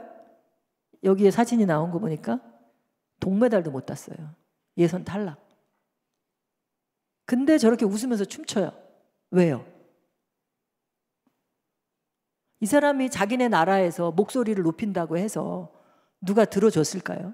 키리바시는 잠잘 때 구명조끼와 구명보트를 머리맡에 놓고 자는 사람들이에요. 이 나라 대통령이 우리나라에 왔었어요. 당신들이 아무 생각 안 하고 하는 행동이 우리나라를 바닷물 속에 잠기게 한다고. 실제 투발루와 같은 나라는 국토 포기했죠. 인근에 있는 나라에 우리나라 사람을 이민을 좀 받아달라고 했어요. 여러분들이면 다 받아주실래요? 여러분들은 자비로우신 분이라서 어서 오세요 하고 받아주실까요? 이 난민을? 기후난민은 난민법에 의해서도 보호를 못 받아요. 전쟁 난민은 달라도 기후난민은 아직 난민법으로 보호가 안 되거든요. 근데 우리나라에 몇 해 전에 제주도에 예멘 난민 왔었잖아요. 그때 여러분들 마음 어떠셨어요? 이걸 받아야 돼, 내쫓아야 돼. 이거 갖고도 서로 말들이 많았거든요. 근데 머지않아 우리도 난민이 될 수 있어요. 미래의 우리의 모습이에요. 근데 이 사람이 아니라 투발루의 사람들은 인근에 있는 나라 사람이 뉴질랜드는 아니 호주는 거부했고요. 우리 국민도 지금 여러분들을 이렇게 받아들이기에 충분히 조건이 되지 못한다고 못 받아준다고 했고요. 뉴질랜드는 받아주긴 했는데 조건부로 45살 미만. 여기 안 되는 분들 많으시죠? 저도 안 돼요. 그리고 영어에 능통하고 뉴질랜드에 직장이 있고 이런 사람들 위주로 1년에 몇 명씩만 받아줬어요. 우리에게 그런 시기가 지금 다가오고 있는데 그 일들을 이 사람처럼, 이 사람은 자기가 역도를 잘하니까 세계인들이 모이는 자리에 역도로, 그리고 거기에서 세계 언론이 주목하는 자리에 자기는 말 한마디 안 해요. 근데 웃으면서 춤을 추니까 세계 언론이 떠들어요. 그죠? 영상 잘 찍고 말 잘하는 사람들이잖아요. 왜 저렇게 춤은 추는지 이야기하거든. 여러분들도 여러분들이 잘하는 것 속에서 이걸 해보실 수 있기를 바랍니다. 그게 사실은 여러분들 안에 있는 사랑을 드러내는 거예요. 여러분들 안에 사랑이 있으세요? 저희가 최근에 시작한 캠페인 중에 그린 하트 액션이라는 게 있어요. 그린 하트 액션, 당신의 사랑을 보여주세요라고 하는 거예요. 여러분들 안에 사랑이 있다면, 생명에 대한 사랑이 있다면 그 사랑을 좀 볼 수 있게 해달라는 거예요. 제가 오늘 급히 나오느냐고 못하고 왔는데 저희가 이렇게 하트 팔찌를 만들어 갖고 이렇게 해요. 실로 떠가지고 교회 안에서 이렇게 티나게 하트를, 나중에 필요하면 요 자료들을 좀 전달을 드리겠습니다. 세상 사람들에게 저 교회는 왜 저런 하트를 달고 다니지? 그 이야기들을 전하면서 요구를 하면 거기에 대한 설명을 할 수 있지 않을까 생각이 듭니다. 제가 1부 때 얘기를 쓰레기 버리고 오는 얘기를 한 것 같은데 여기서는 했는지 지금 갑자기 헷갈리네요. 네, 그러면서 이런 캠페인들을 할 수 있는데요. 이 캠페인들과 더불어 이제 제가 말씀드리고 싶은 것 중에 이런 캠페인들을 개개인들 많이 하는 게 아니라 개인의 실천으로는 효과가 약하니 교회부터 앞장서자, 이 얘기를 하려고 해요. 교회가 먼저 본이 되면 성도들은 저절로 따라가죠. 그리고 교회가 전체적으로 본이 되는 데 있어 교회의 중직자들이 먼저 앞장서 가자, 이 얘기를 드리고 싶어요. 실제 한국교회 트렌드 2023에 기후교회라고 하는 내용의 글이 담겨 있는데요. 기후교회는 우리 모두가 녹색교회임을 인정하고 하나님이 지으셨는데 하나님의 녹색의 은총으로, 창조의 은총으로 지으신 교회인데 우리가 녹색이 아니다 얘기할 수는 없잖아요. 비록 우리가 탕자와 같아서 그 녹색이 많이 퇴색되기는 했지만 그래도 그 빛이 우리 안에 있어요. 하나님의 형상이 우리 안에 있으니 그거를 다시 회복하는 일을 이 기후교회의 과제로 해야 한다는 건데, 좀 말이 어려운데요, 간단해요. 교회가 탄소 중립을 이루자는 거예요. 근데 탄소를 어디서 배출하는지 알아야 줄이죠. 우리 교회에서 탄소 가장 많이 나오는 곳이 어디예요? 생각해 본 적 없으시죠? 탄소는 어떻게 해야 배출되는지를 알 수 있을까요? 우선 우리는 녹색교회에다 선언을 했어요. 하고 나서 탄소를 줄여야 하는데 그걸 측정을 하고 진단을 해야 되는데 방법은 다이어트 할 때 저울 위에 올라가는 것처럼 저울 위에 올라가는데 한 달에 한 번 날라오는 고지서로 할 수 있어요. 무슨 고지서가 날라오죠? 전기, 가스, 수도, 그 다음에 음식물 그것도 저기 봉지로 리터 잴 수 있죠. 그리고 비닐 플라스틱 재활용도 다 잴 수 있어요. 물건 사는 것도 잴 수 있습니다. 이걸 통해서 다 진단을 해놔요. 몇 킬로 그리고 몇 킬로와트 이거를 그리고 입방미터 뭐 이런 걸 해갖고 계산을 다 해놓잖아요. 얘를 탄소로 변환하는 지수를 곱하면 실제 양이 나와요. 그거를 에너지 설계사를 통해서 진단을 해드리기도 해요. 혹시 교회에서 원하시면 그 사용량을 다 측정한 가운데 우리 교회 책임이 얼마 있는지 한번 계산을 해보는 시간을 가져봐도 좋을 것 같아요. 그 3%의 사람들과 더불어서. 그리고 실제 이거로 탄소 중립하기 위해서 갖춰야 할 것들, 사람이 있느냐, 그리고 이것을 결정할 수 있는 의사 결정 체계가 있느냐, 예산은 있느냐, 이런 것들을 한번 다 확인하고 나서 실제 할 일이에요. 고지서로 사용량을 측정을 하네요.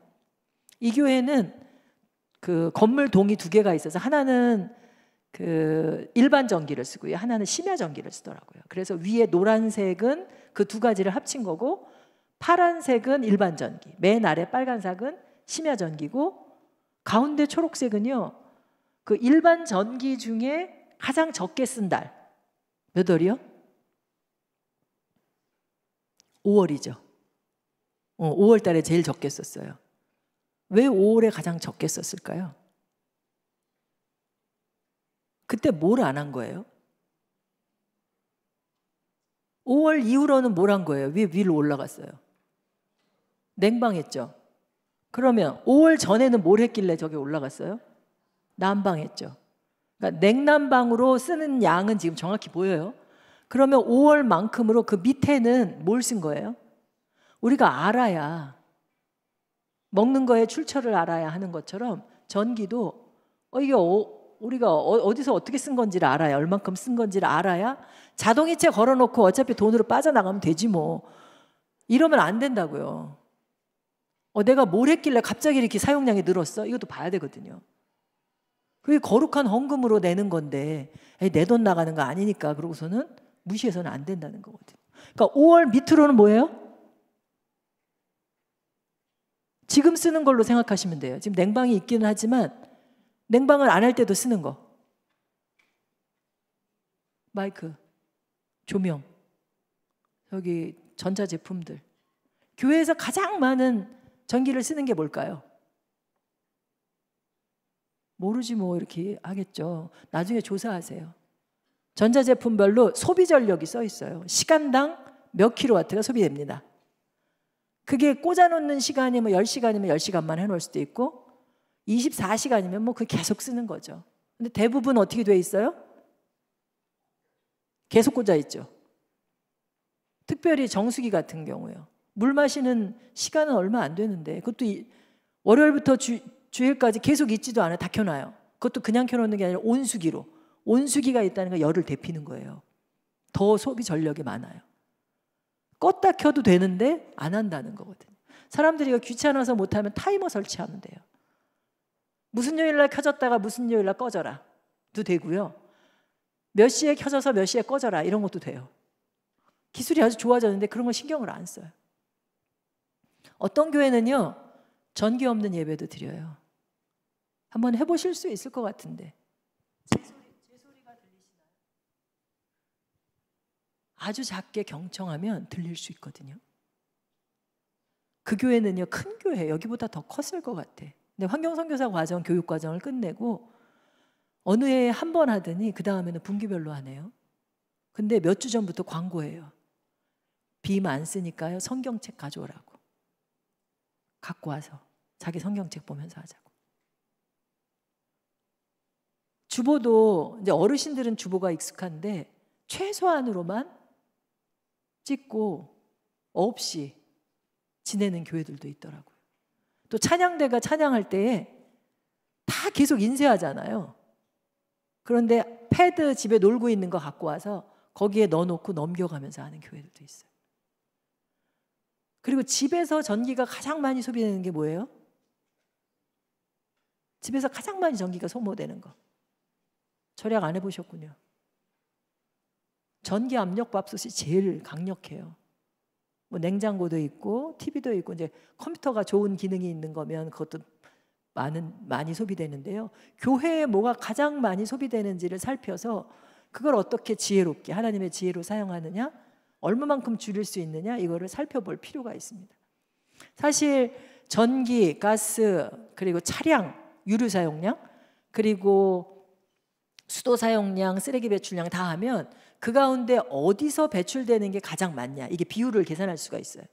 차량 같은 경우는 교회 차량만 말고 성도 한 사람 한 사람이 끌고 오는 차량도 포함시켜야 함이 맞아요. 그죠?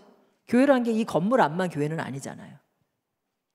근데 이 교회는 차량은 지금 못한 상태인데 제일 많은 게 뭐냐면 전기 상시 사용량. 아까 5월 밑으로 있었던 거 있잖아요. 근데 상시 사용량이라는 게 뭔지 모르면 못하는 거예요. 우리 교회는 지금 전기요금이 한 달에 얼마 나와요? 어느 교회 1,000만 원 나오는데 봤어요. 1,000만 원 넘게 나오더라고요. 근데 별다른 노력 없이 그냥 멀티탭 꽂고 그냥 대기 전력만 차단해도 10%는 너끈히 줄여요. 그리고 조금 긴장하고 하면 30% 이상. 그리고 재생에너지나 이런 시설 효율 향상하잖아요. 그럼 60-70% 변화시킬 수 있어요. 그러면 100만 원, 300만 원 이게 그냥 고스란히 의미 있는 곳에 헌금을 사용할 수 있다는 거거든요. 그래서 이 얘기를 어느 교회 갔더니 당회 때마다 고지서 갖다 놓고 얘기해요. 이달에 전기요금 얼마 나왔는지. 지금 전기요금 올라갈 거예요. 단가가 우리나라가 세계적으로 가장 싸요. 그리고 작년엔가 가스비 폭탄 맞았죠. 난방비도 올랐어요. 그러니까 그저 꽂으면 쓸 수 있으니까 그저 쓴다 이게 아니고요. 이게 다 누군가에게 눈물을 흘리게 하고 지구에게 고통을 주고 온 것이라고 하는 생각 속에 최소한으로. 어떤 목사님 설교하다 말고 겨울에요. 팔 걷어보라고 그런대요. 왜 팔을 걷어보라고 그랬을까요? 예? 내복 입고 왔냐는 거예요. 왜 내복도 안 입고 춥다고 난방 키라고 그러냐고.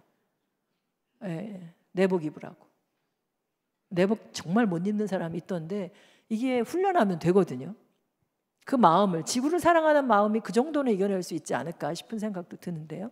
그리고 해줌 사이트라고 하는 곳에다가 교회 지번 주소를 넣으면요, 이렇게 전기를 태양으로 얼만큼 생산할 수 있어요 라고 보여줘요.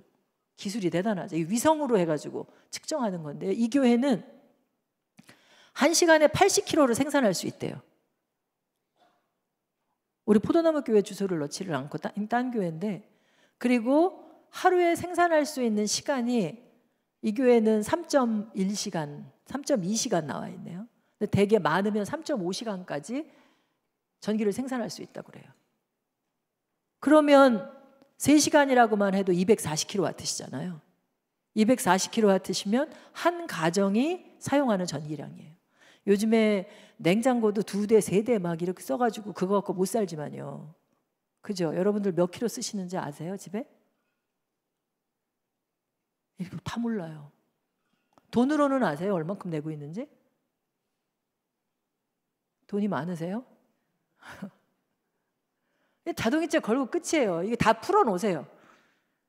이게 내가 그 달에 얼만큼을 썼는지, 이거만큼 생명을 선택하는 데 있어서 중요한 게 어디 있는가. 서울시 같은 경우는 건물 에너지가 배출하는 게 68%예요. 온실가스를 배출하는 게. 그리고 교통 부분이 20%예요. 그리고 쓰레기 부분이 6.8%다 이렇게 잡아, 먹거리 빼고. 먹거리는 이거 계산하는 게 어려워서 서울시 탄소중립 계획 잡는 데에 그렇게 했었는데요. 우리 삶에서 구체적으로 얼만큼을 쓰고 있는지를, 그리고 어떤 변화가 나한테, 내 실천이 인정받으려면 그랬어, 잘했어, 나한테도 좀 추켜 세워주고 그래야 되잖아요. 나 열심히 노력했는데 늘었어. 뭘 잘못한 거지? 그러니까 열심히 했는데 잘못했을 수도 있잖아요. 그럼 바꿔야죠.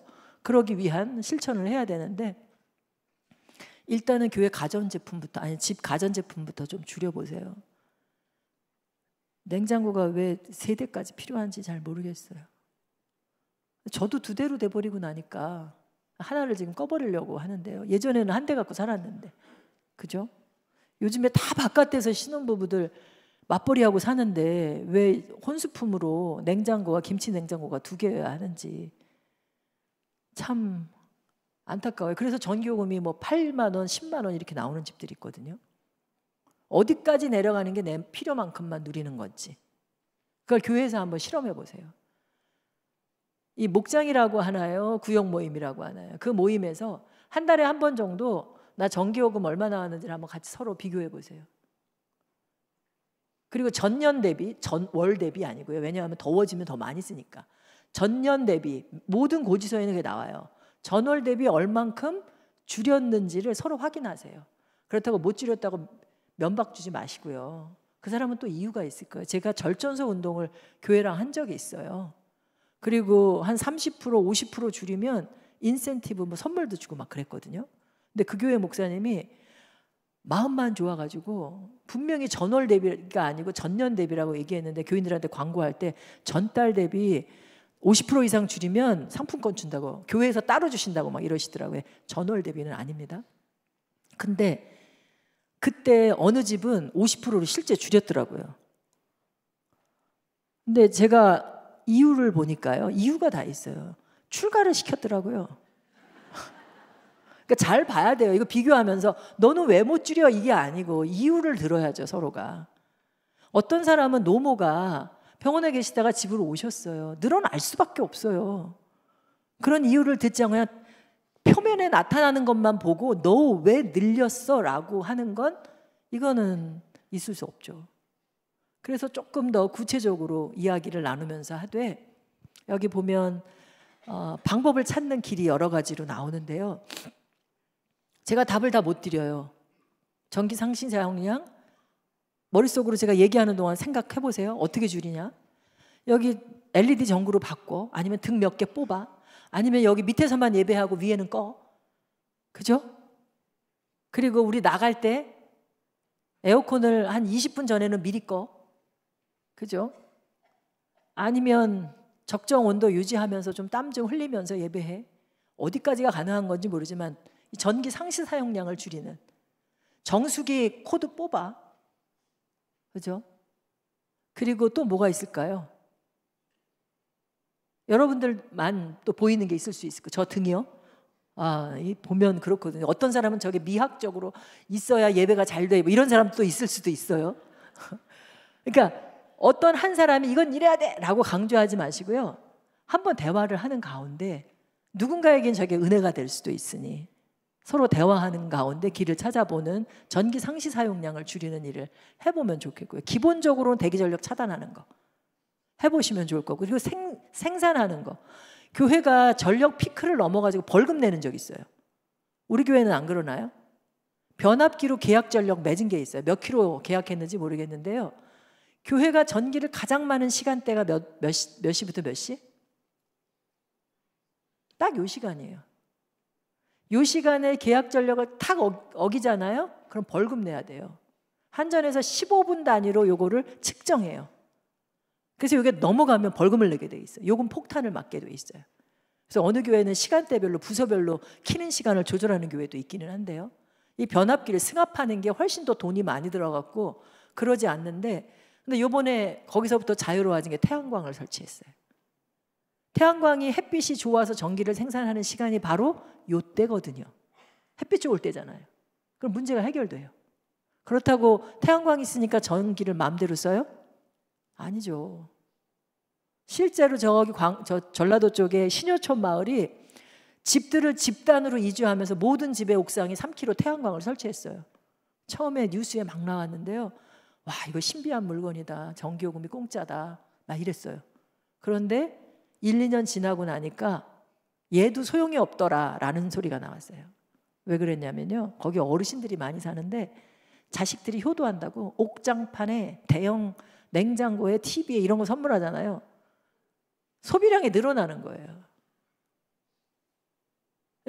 사용량을 줄이기 위한 걸 절약하는 거랑 생산하는 거랑 효율을 높이는 걸 같이 해야 되고, 냉난방 부분은 뭐 여러분들이 스스로 조절을 할 수 있고, 가스 온수 부분, 물 부분도 어떻게 해야 물 사용량을 줄일 수 있는지. 제 인구달 침팬치 엄마가요, 그분은 이렇게 밥상에서 밥을 먹는데 물을 먼저 따라주잖아요. 저는 과잉 친절을 별로 안 좋아해요. 지하철을 타면요, 너무 친절하게 사방에 찬바람이 나오게 만들어놨어요. 제가 찬바람 싫어한다 그랬죠. 그냥 적당하게 한쪽으로만 바람 가게 하면 되는, 너무 친절하게 해놨는데, 물도 어디 가면 다 물 따라주잖아요. 근데 저는 밥 따로 물 따로 하고 있어갖고 밥 먹을 때 물을 안 먹어요. 근데 이 물은 생수거든요. 그죠? 우리를 살리는 생수의 물인데, 제가 이 물을 안 마시면 얘는 아무것도 안 했는데 뭘로 변해요? 그냥 옷으로 변해요. 그래서 필요한 물만 여러분이 취할 수 있게끔 하는 것도 하시면 좋을 것 같고요. 또 물 취할 때 쓰레기가 같이 나오지 않도록, 교회에서 야유회 갈 때 그냥 준비하는 사람 편하게 물은 각자 싸우도록 요청하세요. 게으른 것 같지만, 우리 준비하는 사람이 게으르다고 누가 뭘 할 것 같지만, 그게 지구를 위해서 우리가 그렇게 합니다. 당당하게 얘기하세요. 예전에 다 물병에 싸웠잖아요. 굳이 그거를 사가지고 주는 건 무겁게 들고 가기도 해야 되고, 그 페트 쓰레기를 다 처리해야 되는데, 그걸로 고급 옷을 만들면 되니까 하면 되지 않습니까? 누구는 그렇게 얘기해요. 실제 여기 성남에 보면요, 그 페트 따로 모아가지고요, 압축해서 그 섬유 만드는 재질로 보내거든요. 근데 이 페트도 너무 많이 생산돼 갖고요, 전국적으로 페트만 따로 모아요. 근데 너무 많이 나오니까 그냥 일반 플라스틱이랑 섞어버리는 것도 생겨요. 재활용 산업이 시설이 그만큼 충분하지, 그렇다고 재활용 산업만 일으킬 수도 없는 건데, 충분한 산업이 또 일어나지 않고 있다 보니 배출량을 줄이는 게 쓰레기 문제 해결에서 최선이거든요. 감당할 수가 없어요. 밥 한 끼 먹었는데 웬 쓰레기가 그렇게 많이 나와요? 쓰레기 없는, 예전에는 그러지 않았나요? 밥 한 돌 버리는 것도 이거 그냥 버리면 벌 받는다 하고서 막 야단치셨잖아요, 어르신들이. 그런 교육이 지금 좀 필요하지 않을까라는 생각이 들고, 이동도 교회 올 때 가장 멀리 시간 오래 걸려서 오시는 분, 차 없는 주일에서 1시간 걸려 오는 분이 한번 만들어 보시면 어떨까요? 그날은 카풀 같은 거 해가지고 같이 오면서 대화하고, 그리고 온 가족이 걸어서 한 30분 걸어서 집에 가고, 우리 밥 한 끼 같이 먹기도 힘든데 걸으면서 대화하는 거죠. 우리 일부러도 시간 내서 운동하며 걷잖아요.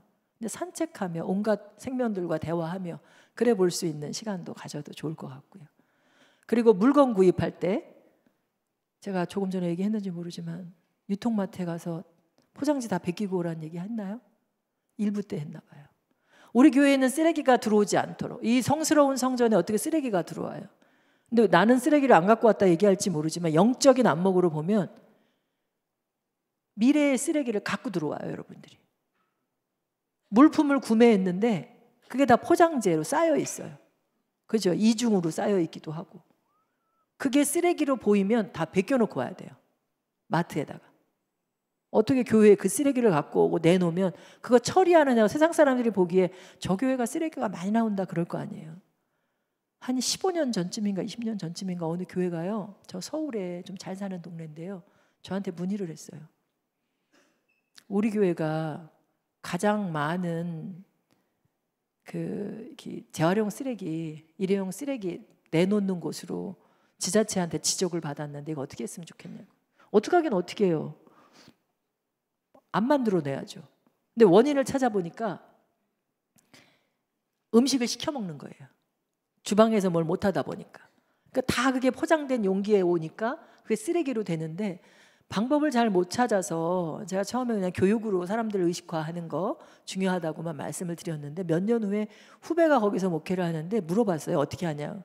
그랬더니 음식 교회에 시켜서 먹는 거 하면 안 되도록 조치가 바뀌었다고 그러더라고요. 우리 교회도 그렇게 해보면 교회 안으로 쓰레기를 안 갖고 올 뿐만 아니라 실제 그거를 생산하는 걸 바꾸게 한다면, 그러니까 마트에서 여러분들이 다 벗겨놓고 오잖아요. 욕할 거예요. 그렇죠? 욕먹기 싫으시죠? 근데 그런 욕은 먹어도 돼요. 포도나무 교회는 도대체가 자기네 교회에 가져가서 쓰레기 처리 안 하려고 하고 다 베껴놓고 가려고 한다라고 하면 기회는 이때다 하고 자원순환 교육을 시키세요. 하나님의 창조세계 돌봄 교육을 시키세요.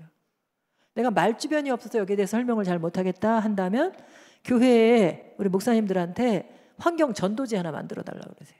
우리 교회가 포장재를 베끼고 오는 이유 하나 만들어 달라고 그래서 우리는 이것 때문에 교회 이거 못 가져가요. 그리고 베껴놓고 오면 그 사람들이 나중에는 기업에다 생산하는 곳에다가 정말 알맹이만 생산해 주십시오. 우리가 감당이 안 됩니다. 이렇게 얘기할 거거든요. 실제 독일 교회가 포장재 벗기기 운동을 했었어요. 여러분들이 그런 사회를 만들어 가면 알맹이만 가지고 살아가는 그런 교회가, 이게 사람들이 사회를 디자인하고 제품을 생산하는 그 디자인을 하는 것도 바꿀 수 있거든요. 젊은 사람들이 직장을 갖잖아요. 젊은 사람 중에 돈 많이 버는데 패션 업계에 종사하는 친구가 과감하게 직장을 버리더라고요. 의류 폐기물이요, 전 세계적으로 옷을 만들었는데 누구의 선택도 안 받고 버려지는 게 3분의 1이나 된대요. 아프리카 사람들이 유럽 사람들한테 더 이상 우리 옷 안 받겠다, 우리 더 이상 입을 필요도 없고 묻을 수도 없고 태울 수도 없다, 그만 만들어서 보내라. 근데 여러분들 바자회 한다고 옷 계속 내놓지 않으세요? 그 옷은 다 어디서 봐요? 옷장에서 옷 다 내놓고 또 사서 나오는 거 아니에요? 지금 있는 옷으로 주님 앞에 가기 전까지 못 사시나요? 안 되나요? 정말 필요한 게 있으면 좀 바꿔 입든지, 그죠? 아니면 좀 1년만 빌려 입자. 네, 그렇게 하든지 지혜롭게. 실제 어디 여기 분당 어디 대안학교 교사들 교육했는데요, 선생님들이 진지하게 제 얘기를 듣고 있다가 얘기하더라고요. 나 일평생 옷 안 사겠다고. 근데 이분이 얼마나 진지했냐면 끝날 때 그러더라고요. 여름 옷은 몇 벌 좀 살게요 그러더라고요. 이분은 진지하게 고민한 거예요. 왜냐하면 여름 옷은 좀 그렇잖아요. 그래서 몇 벌 사겠다고 얘기하는 걸 듣고 다 같이 웃었는데요. 우리 모두가 좀 그런 진지한 고백 속에서, 결단 속에서 세상을 변화시키면 참 좋겠습니다. 방법은 여러 가지로 나와 있어요. 여러분들한테 목사님 통해서 다 전달을 드릴게요. 이 팀이 공부하면서 길을 찾아가 보시면 좋을 것 같아요. 교회가 할 일도 다 나와 있고요. 때로는 공간별로 할 일도 나와 있어요. 여기 지금 그림에 나와 있는 게 교회 건물에서는, 예배당에서는, 교육실에서는, 화장실에서는, 식당에서는 어떻게 해야 하는지. 하다못해 교회가 공간을 빌려주기도 하나요? 빌려줄 때 그냥 빌려주지 마세요. 이때가 기회다. 이 공간에서는 절대 과잉으로 저 위층에 키면 안 되고, 그리고 절대 여기서는 일회용 쓰면 안 되고, 자신 있게 돈은 안 내더라도 환경적으로 너희들이 친환경적으로 이 공간을 이용해야 된다고 자신 있게 대여 기준을 만들 수가 있겠죠. 이 캠페인을 성도들과 함께 진행해 보면서 예수님의 사역을 여러분들 삶 속에서, 일상 속에서 실천하면 좋겠는데요. 예수님이 이렇게 하셨어요. 마을을 두루 다니시면서, 도시를 두루 다니시면서 4가지 사역하셨는데요. 복음 전파하죠. 너무 중요한 거예요. 복음 전파하는 거. 근데 이 복음이 인간만을 위한 복음이 아니었잖아요. 그 얘기를 해야 되고요. 그리고 가르치는 일을 해야 돼요. 이게 간접 선교잖아요. 기후 얘기해야 되고요. 저 멀리 아프리카를 가더라도 지금 그들이 어떤 부분에 맞닥뜨려 있는지, 그리고 이 일이 왜 생긴 문제인지, 누구의 책임인지, 우리가 같이 이 문제를 어떻게 풀 수 있는지. 실제 제가 아프리카를 갔다 왔던 이유가 전 세계 한 30여 개의 국가가 같이 이런 얘기를 나누기 위해서 갔어요. 근데 오신 나라 중에 아까 얘기했던 키리바시, 투발루, 그리고 그 바누아투, 물에 잠겨갖고 있는 나라들도 왔거든요. 이런 얘기를 서로 나누는 거, 가르치는 일을 하시면 좋겠고요. 이미 앞서서 약해진 곳, 병든 곳을 치유하는 일을 여러분들이 하실 수 있었으면 좋겠습니다. 그 일을 하실 때 실제 여러분들이 선교사로서 이 땅에서 살아가게 될 것이고, 하나님이 여러분들에게 더 큰 일을 맡겨가시면서 이 땅이 온전히 하나님이 기뻐하시는 그런 공간으로 지켜지고, 또 많은 사람들이, 많은 생명들이 누리는 그런 곳이 되리라 생각합니다. 끝으로 기도로 마치기 전에 한 가지만 당부드리면요, 저처럼 실망하지 마시고요, 저처럼 절망하지 마시고요, 이 말씀 붙잡고 작은 일에서부터 시작해 보시라고 말씀드리고 싶어요. 이미 내가 새 일을 시작했다고 하나님 말씀하시네요. 왜 모른다 하느냐, 왜 안 보인다 하느냐 그러셔요. 여러분 주변에 분명히 이 일에 앞장서 가는 분들이 있을 거예요. 그들을 통해서 하나님이 이루어가고 계셔요. 그거를 여러분들이 지켜봐주고 응원해주고 박수 쳐주면서 함께 그 일을 할 때에 광야에 길이 나고 사막에 강이 흐르는 그런 역사가, 하나님의 역사와 기적이 일어날 것이다 생각합니다. 여러분들이 그 기적을 이루는 주인공이 되실 수 있기를 바라면서 기도로 마무리하겠습니다. 생명을 주신 주님 감사합니다. 그 생명이 우리 안에서 살아 숨쉬게 하며 주님께서 더불어 살게 하신 생명과 더불어 하나님을 기뻐하시는 삶을 살기를 원합니다. 주님, 우리가 할 수 있는 일이 많지 않아, 그리고 상황이 너무 위급하여 절망할 때가 많지만 결코 절망하지 않고 주님만 바라보며 달려갈 수 있도록 주님 인도해 주시옵시오. 우리 마음속에 주님을 향한 그 사랑의 마음이 있으니 그 사랑을 온전히 세상에 드러내며 지구를 지켜낼 수 있도록 주님 인도하여 주시옵소서. 모든 것을 이루실 주님을 믿으며 모든 말씀 예수님 이름으로 기도드립니다. 아멘.